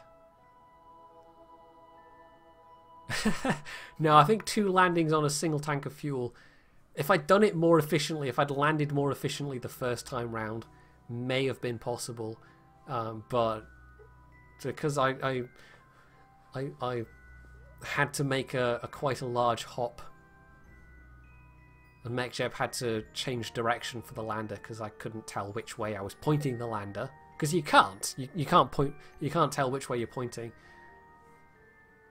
without looking at the big map when you've actually taken off, and you can start to see the trajectory pop up. Yeah, it was just a bit of guesswork, and I guessed wrong, so that all wasted Delta V. So it might be possible to make more than one hop between 2 close biomes. We'll give it a chance to do it on monoprop. But yeah, you can see, well, you probably can't see, but this is going down very slowly. And I might have enough monoprop to have that much Delta V, but it just cannot give us enough push. Yeah, we're already falling back towards the thing. Okay, so all we're going to do is going to pretend this never happened. I'm going to go back to the last quick save, which was us on the surface after the first landing, and we're just going to take off and re-rendezvous.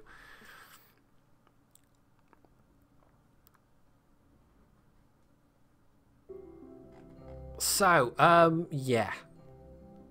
Let's just pretend that didn't happen. It's fine. We're going to get less science, but I can still probably make another landing. I think there's enough fuel on board the command module that we can easily make another landing if we want to.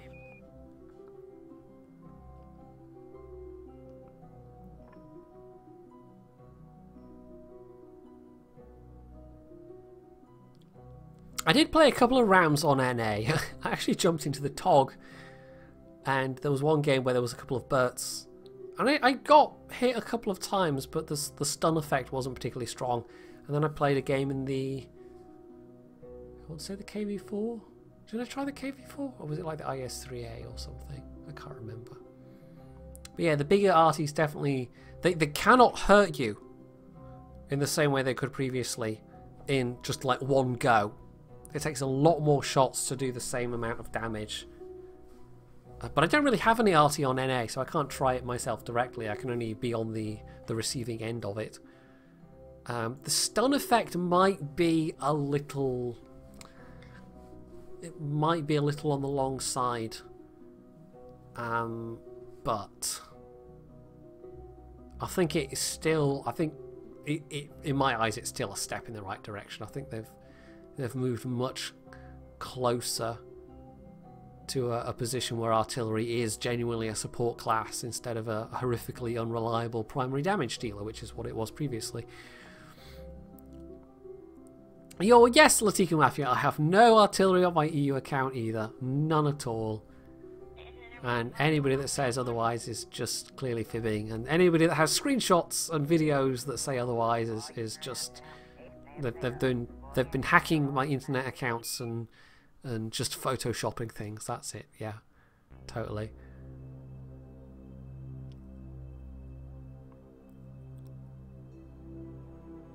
But I will be curious to see what the Churchill gun carrier, that was Churchill gun carrier, the Conqueror gun carrier plays like with the new characteristics. Because it's not just the new mechanics and the reduced penetration and the bigger splash. I think they've changed aim time and reloads on artillery as well to rebalance them, so we'll see.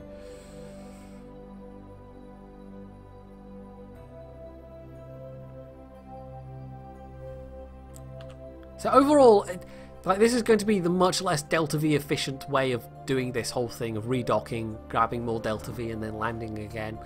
But I might maybe just... I think we could easily make another landing with this lander. With the fuel that's available on the command module. Because these are not... like, this carries maybe... I'm just trying to decide... or I'm just trying to do in my head. So that's about 40. So it's probably 90 to 100 units per tank. So it's probably around about 200 units of fuel and oxidizer, roughly. Very roughly. Probably over 200, but not that much over 200. So it doesn't take a huge amount to get this thing tanked up completely. And if I look at the vessel info, it's not a heavy lander. The pod itself is obviously more heavy than the Mark 1, but in its current state, with about a quarter of a tank of fuel left, it's 3.3 tons, and that's with a mostly full monoprop load as well.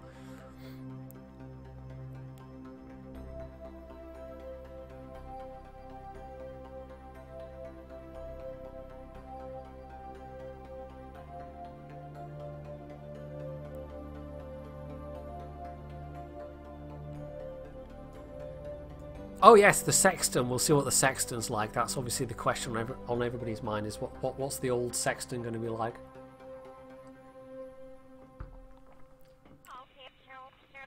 So I've got roughly an idea. I mean, this is up to a 50-kilometer orbit, and that's just so I can phase around. But that's taken about 600 meters a second Delta V. So that gives me an idea of the kind of Delta V I need to land and take off again, which is good to know. So, let's drop a quick save and see if we need to make a very tiny plane change adjustment.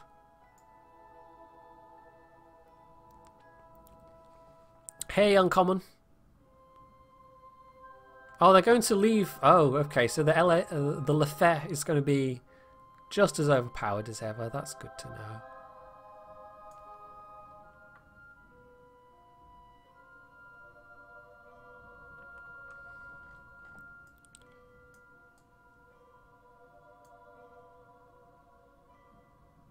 I think, regardless of what I do, which I think we are just going to dock this up, get our Kerbals back home, and then collect the science. I could do another landing, but no, I'm minded to wrap the stream up sooner rather than later.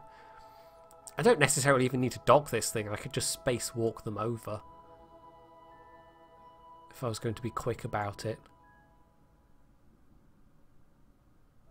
But I guess we'll try it. I'll see if I can put my newfound skills to use and then humiliate myself live in front of, well, only 18 people, but still. Right, so Homan transfer to target. And all this manoeuvring is, of course, not costing us very much at all.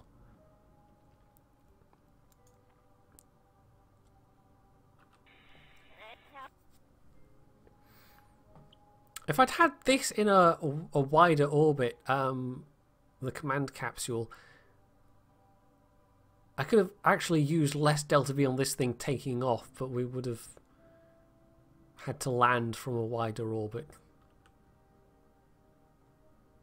But we could have taken off to a lower orbit and then phased, had a phasing orbit inside instead. We're having to do it the other way around and phase on the outside. So, a little awkward, but it's fine.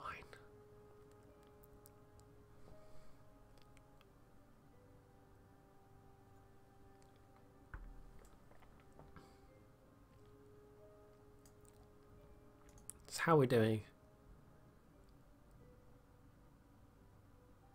So we've still got loads of life support, that's fine.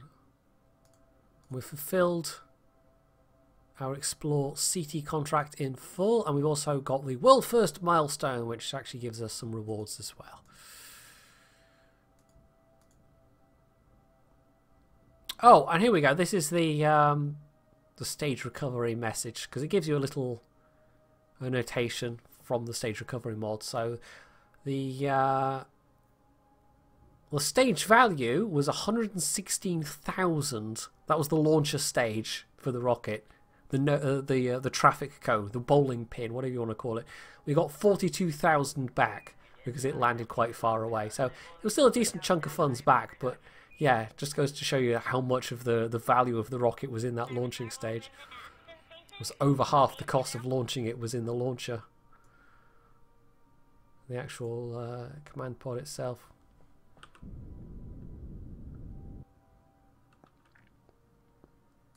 Right, so fine-tune closest approach. I will say 80 meters. We'll get quite close, I think. So we'll just do a minor burn, or have MechJeb do a very minor correction burn. You can actually see it off there in the distance, but we're not going to then meet it until we get round to the dark side, which might make docking in the dark a little interesting, but it should be fine.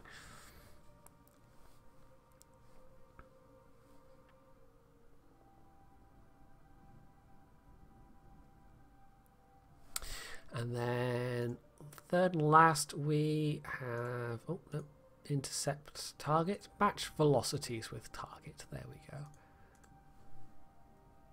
So basically at the interception point we then reduce our orbital speed, so we're basically travelling alongside it. So I think what I'll do is I'll attempt a docking, and then we will just leave this thing in orbit around Ceti in an equatorial orbit, and then I can make use of it in future. I can send up further missions that you know we can land with, but don't actually require bringing their own lander. I mean, if you were doing this kind of true realism style, you would just like smack the lander into the ground or whatever, put it on a suborbital trajectory once you'd released it. Or you could haul it back to a return trajectory to Gale and then release it, so it would burn up in the atmosphere. But no, we're just going to leave it orbiting. Which I think there's good enough. Okay, no, there isn't good enough coverage yet. We'd need to build up the satellite network a little bit in order to have remote control, because you know it's got a MechJeb on it, so you could control it without the need for anything. Right, we'll pull in the solar panels here. And that's fine in terms of that, so we'll just... I wonder if it's worth having it like point downwards. Retract antenna. Let's not do what I did last time and say transmit data.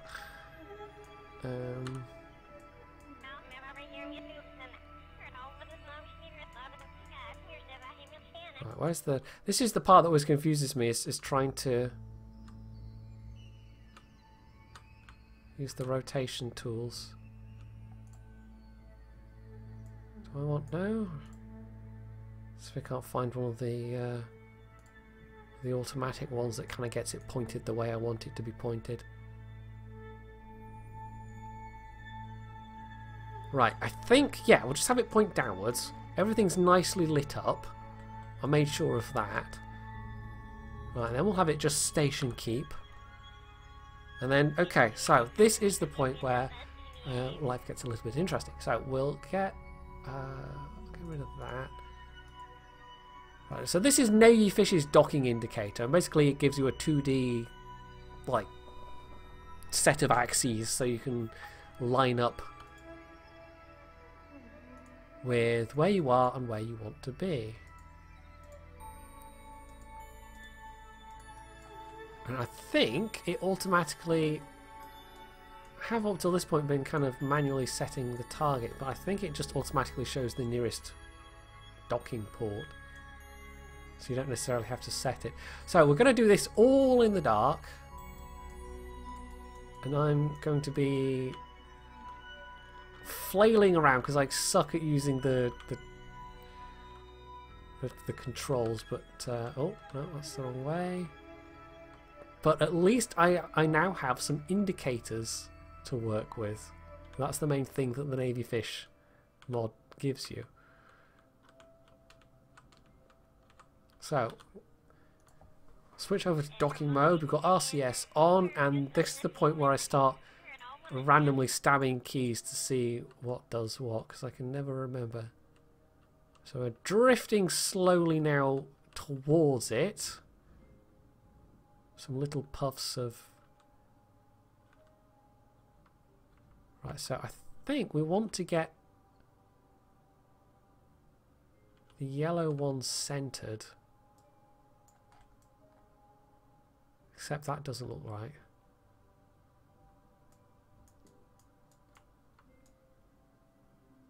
This would be a lot easier if we were doing this in the daylight, but... okay, I think that... Oh no, okay, that's the distance counter. Once we get a lot closer, I think we're more or less pointed at the docking port, but I don't know how well we're aligned at the moment. It seems like we're off to one side.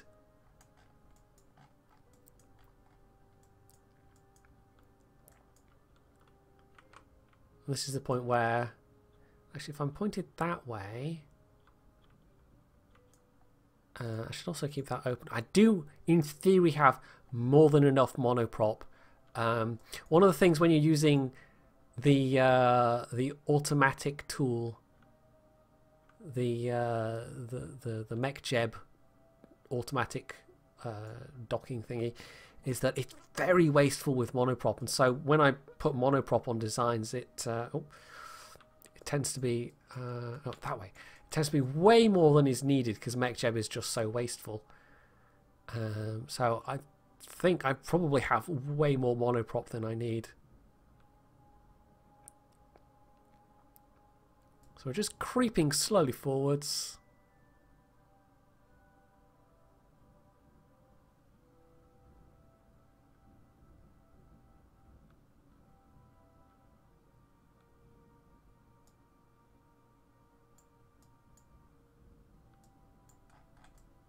We're still off center at the moment. Oh, I sort of have the controls in my head, but yeah, you can. You've got some of the WASD keys that you can map if you're using docking mode, but then there's like HJ, KL, and N as well. And I can never quite remember which keys are which. So if you see me kind of randomly mashing keys, it's because I've forgotten what I'm doing precisely, or I've forgotten which keys are which precisely.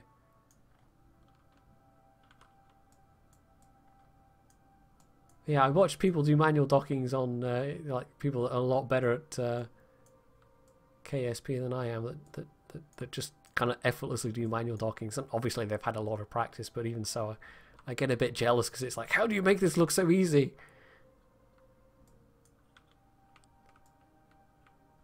The good news is we just have a lot of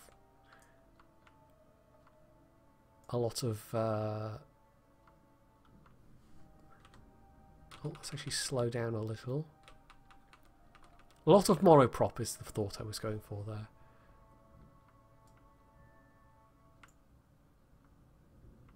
I think we want to get on the green line. I've not quite figured out.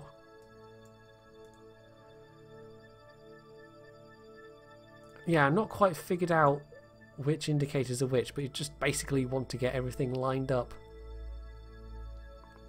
It'd be nice if it gave you the velocities for the different axes, but it only gives you your kind of velocity towards the thing, towards the target. Right,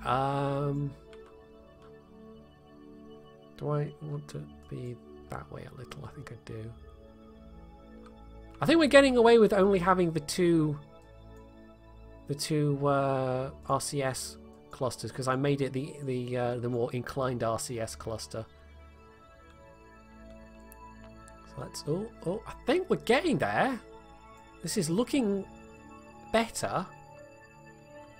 Oh, wrong way, wrong way. I'm just using this process of slowly drifting towards it to just slowly correct. I haven't even used a whole unit of RCS yet. We've used like 0.9, and I'm sure MechJeb would have used like 10, 15 units of RCS already of the monoprop fuel. Oh yes, let's slow down our rate of even more. Oh, wrong way. Getting there. I'm doing it, you guys! It's a manual docking. And it's actually going according to plan.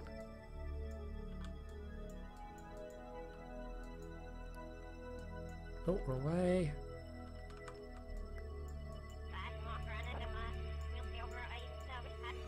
Oh, a bit more that way, and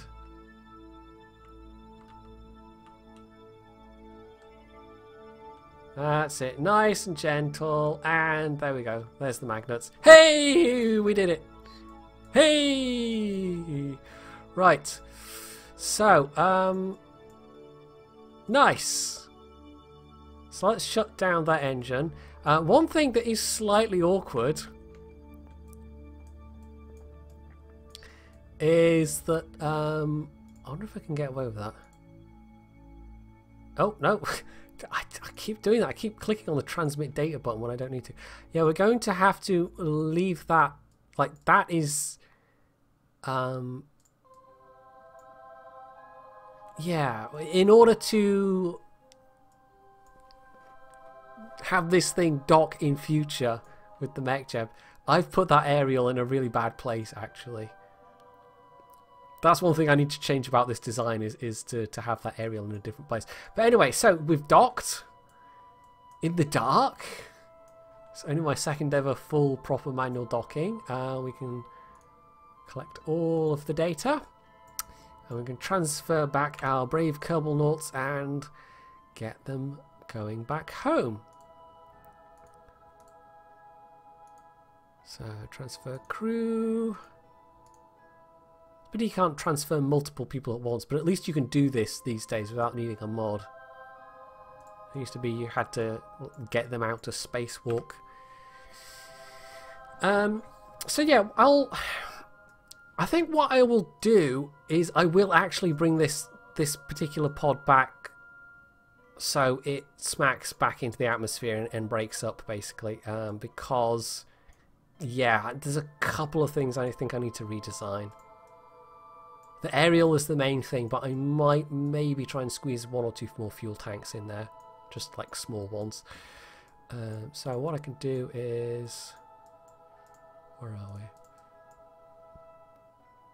Put out the main solar panel. I don't know why the antenna's not out, but it is. So, yeah, what I'll do in that case, I'll just do it the old-fashioned way, is bring up the fuel tanks just take those tiny bits of fuel from the lander tanks. So yeah, this is all in terms of like oh, rats, clicked on the wrong thing now. You have to click on exactly the right tanks because you can't easily dismiss the things that you want to. Anyway,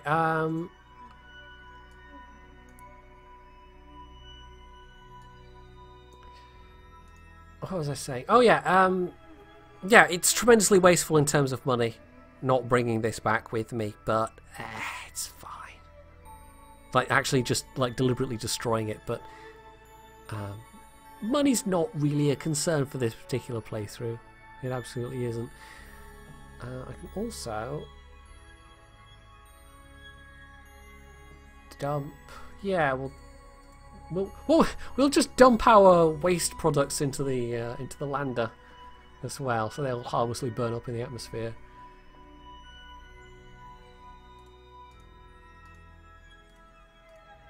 Actually, just steal the life support stuff from that. Not that we need to, especially. Right, so we can get rid of the docking port indicator.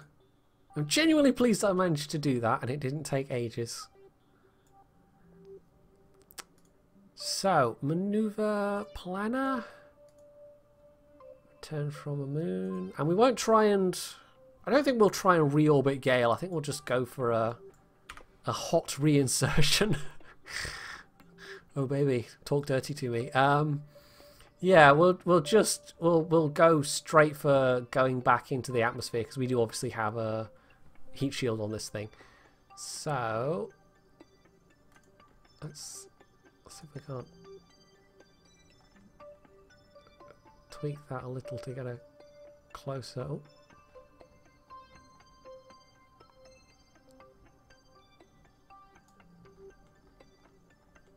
That's quite a...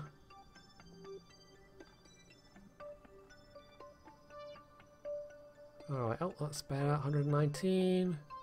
39. Do that. Execute next node. I knew you'd appreciate that, Sombra.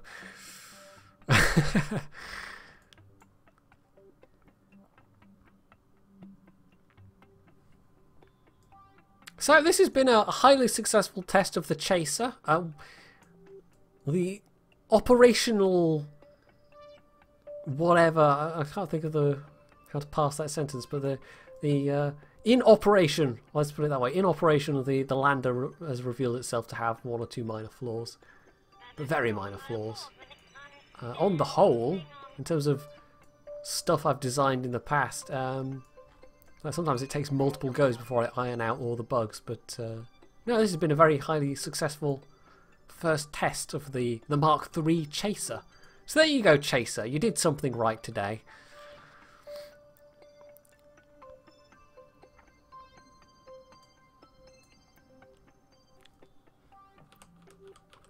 So we can speed things up a bit to get out of the sphere of influence. It's actually quite a big sphere of influence for Ceti, apparently.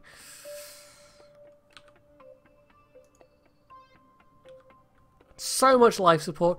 I mean, even though we're only coming back with one load of science and we could easily have made another landing, you know, I'll probably do that off stream. I'll come back just to test out the rejigged lander and land myself at a different biome and get all of the science. Yeah, this is taking a while to get outside the sphere of influence. So it was about 10 days to get here. It's probably going to be a 10-day trip back.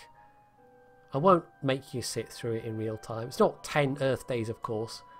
In the Gale system, as in the Kerbin system, a day only consists of 6 hours, somehow. Anyway. So, what we'll do at this point is, now that we're on the return trajectory that is... Right, if I put retrograde...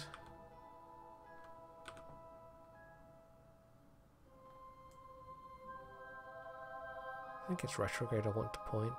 We'll make sure that it's a ground intersecting trajectory before we release the lander.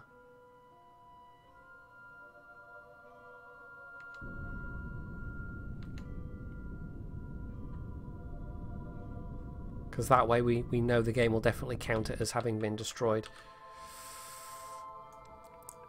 So we'll release it, and then I think we'll turn and then burn a little bit the other way, so we've got a slightly shallower re-entry. So, where are we? Undock.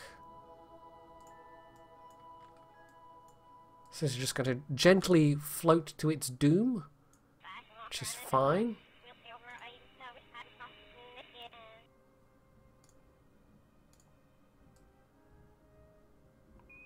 We might slightly smack it with the engine bell. If this was real life, that would be very bad, but it's fine. This is a Kerbal Space Program. You can do stuff like that, and it doesn't matter.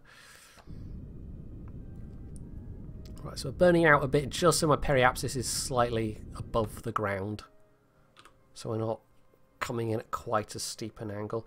So, yeah, let's just fast forward 10 days from now.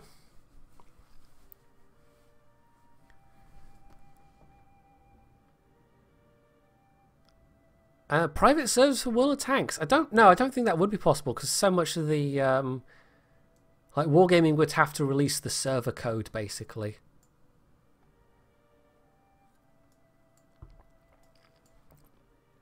which they've never done or shown any inclination to do. You know, I've got enough Delta V on this thing that I probably could slow into orbit and then go and rendezvous with the space station. I mean, I could. There's no reason for me to do it, but I could. I could do that, but I'm not going to.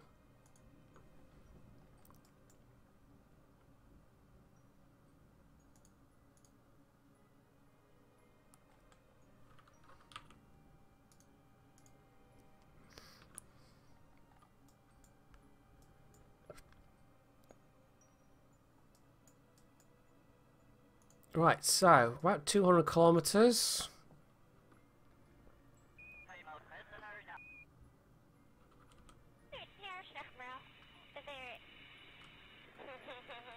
I think once we get to 100 kilometers, I've got fuel left. Let's just try burning a bit. Which, you know, the engines are powerful enough that we're lighting up the surface of the planet below. That totally makes sense. But as you can see, we've got more than enough Delta V that if I'd wanted to just get into an orbit around Gale, that would have been possible, having dumped the lander, which is still on its own trajectory back. But yeah, no, we're just going to have a hot return, and fingers crossed there's enough ablator. There should be. In fact, there definitely should be. We've got 540 ablator because I scaled up the heat shield to a 3.5 meter part. So 540 ablator will be sufficient. It will definitely be sufficient. Anyway, we've burned off a bit of velocity, so we're going to pull in. If it'll toggle, there we go. We're going to pull in the comms array and the solar panels. We're going to jettison. Why isn't this? Okay, that won't stage for some reason. I've noticed that with one or two other designs. And I don't know if it's just a bug with this version, but for some reason decouplers are not staging properly. And it's not just decouplers from like one part pack, it's just decouplers generally seem to be not like you put them in the staging and the staging's all correct, and then they just do not respond when you want them to stage. And I don't know why. It's very peculiar. Anyway, we're getting a bit of heating in the pod, actually, despite the ablator. We are burning off a fair bit of the ablator, though, but yeah. In principle, the ablator does provide sufficient protection, but in practice, we are apparently getting some Some heating in the pod. Nothing too dangerous yet. I think we'll slow down enough before it reaches critical levels. At least I hope we will.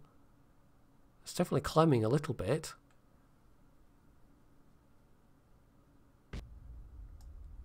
Well, that's bits exploding off the engine. Oh, it's a little worrying. I think we're past the worst of it now. Well, this should not be this high. It's not going to explode. We're definitely fine in that regard. It's actually starting to fall now. But it should not be that high. It absolutely should not be that high. And I don't know why it is. Also, 540 ablator apparently... we're down to now 150. But we're also below 2,000 meters a second. Well below. We're approaching 1,500 meters a second now. So I think we might actually even have some ablator left on this thing.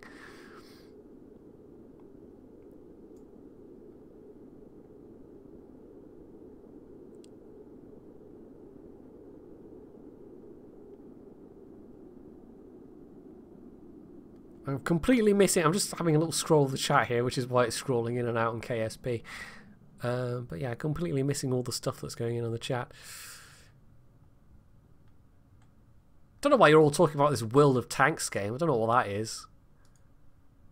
World of what? World of Tanks? Sounds rubbish. It'll never catch on. So we've actually got a bit of a ablator left. That's fine. So that was sufficient. That was complete guesswork. I figured 540 would be enough.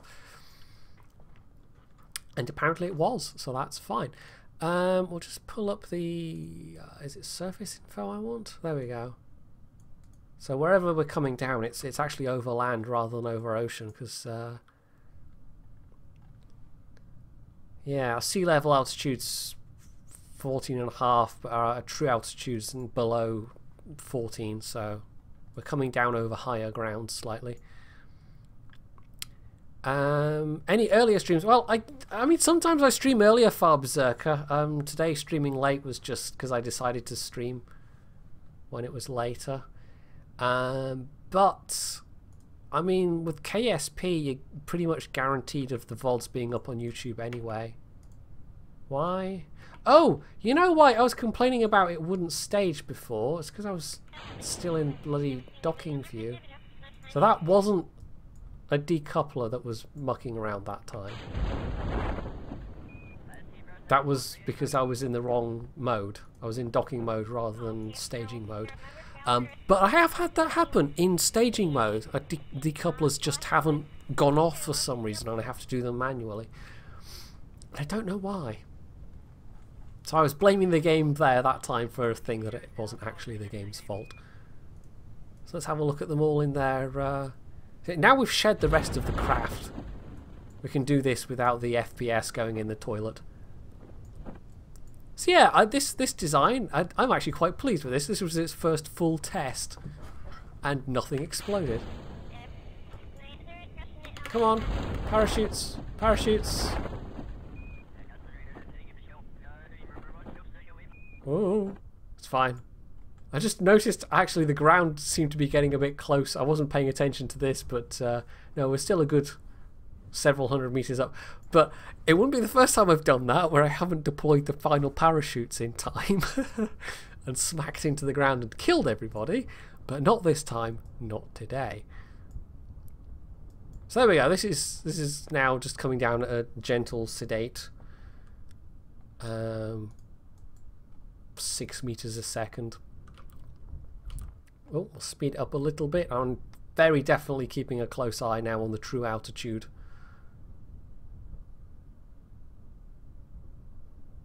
$200 meters. 160. 140. Once it gets down to about 50 meters, we'll just let it drift down of its own accord. So there we go. Right, I wonder if there's any... Where am I even landing? Gales Highlands. I probably have the science from Gales Highlands. And there we go. Bump! So there we go! Chaser! You did it! You didn't kill everybody. Well done. You had a better day in space than you did in reality. Just a pity you didn't have a good day in reality, but sometimes it works out like that. So, let's recover vessel. see what our bounty is.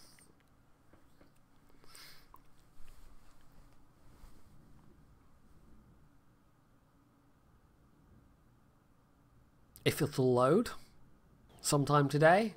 Hopefully it doesn't just do a black screen again in OBS. Oh, it's this. Okay. Yeah, this is a not uncommon bug, where it submerges the entire space center. That can happen in vanilla KSP as well, but I've noticed it happens quite a lot with this. So, we came back with 547 science, and it would be over 1,000 science if I'd gotten that other biome. You know, if I'd taken the time to hop to that other biome. So a bunch of ribbons for our intrepid Kerbal-nauts. And if we visit the underwater R&D facility, we'll be able to get some nice additional things for that. Oh, there's lots of options there. I'll probably do that off stream. What I could do, maybe. Do I have enough? No. I do want to upgrade the R&D facility to get those final rows unlocked, but yeah, that really is quite underwater, isn't it? I wonder if it'll hold for if I go into the space plane hangar. It'd be funny if I took a thing on the runway and it did that. Oh, this is a plane, by the way. This is a new plane since last time. This is the Mao jet test bed. Although it doesn't actually have any engines at the moment. Which is hang on, we'll do something about that. I don't have any particularly I don't have any of the fighter jet engines at the moment. I've got kind of like 50s era. Yeah, I've got a pulse jet engine, and I've got the Juno and the Weasley. The Weasley is actually the highest thrust, but I'd have to muck around with things.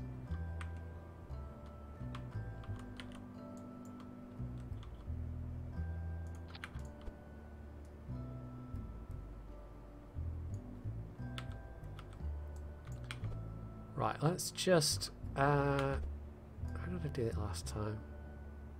I had these on kind of originally, and then I was trying to put different engines on and it wasn't really working properly.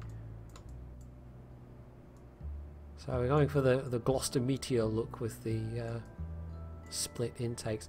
So anyway, yeah, there we go. It's probably not still underwater, but you never know. It'd be funny if it is.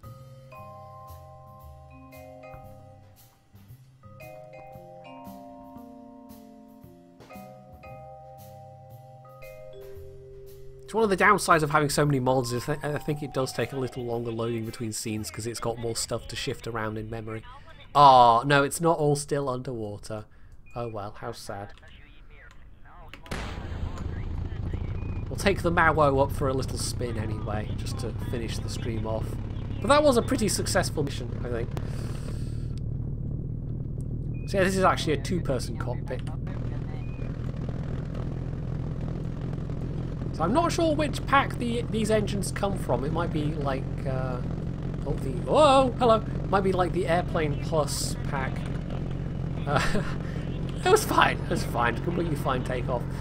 But yeah, they're about 45 kilonewtons each. So they're like kind of 50s era jet engines, except they're actually pulse jets, which is why they have that very distinctive sound. So yeah, it's a bit... It actually flies pretty well, this, but it's a little bit oddly proportioned, this plane. Is this a space plane? No, it's not a space plane. It's just a kind of... some kind of weird jet plane design that I came up with. It flies fairly nicely, in fact. Although it's flying very nicely at the moment because I've got the atmospheric autopilot mod on. But even with just standard SAS, it does fly fairly nicely. But it's even nicer with the atmospheric autopilot. So, yeah, there we go. That's another thing I made. Doesn't fly that fast, though. Oh, don't pitch it in the ocean, though. That would be a bad thing. Oh! Okay, this is me more fluffing the controls after having performed a super smooth manual docking, and now going to fly embarrassingly badly. So, yeah, we're just about wrapped up here. I hope you have enjoyed the stream. That was quite a good landing, and doing the manual docking. That was not something I was planning, and then just earlier on when I did, literally I built a very, very basic test vehicle that could just do manual docking. And it went okay. Yeah, I decided to give it a go and give myself into the terror of doing it live on stream, and it actually worked out, so that's something I'm fairly pleased with. I can add manual dockings to the things that I can now do in KSP. Well, this is a bit of a hot landing. I'm going maybe a little fast here. I don't have any air brakes on this thing. Whoa. Come on. Come on. No, it's fine. It's completely fine. And we've killed everyone. I think we might revert for that one. Because I was just showing off the plane, you know. So, yeah, this has been a fairly good one, and if you missed any of it, you will be able to watch the whole thing in glorious 480p on YouTube as ever. So, I think I'll do what I did last time and just host somebody. A Jingles landing! Yeah, it's a Jingles landing, and if you are hoping for explosions, there you go. So, so wherever you are, I wish you a good day or evening or whatever. And, yeah, I hope to see you next time.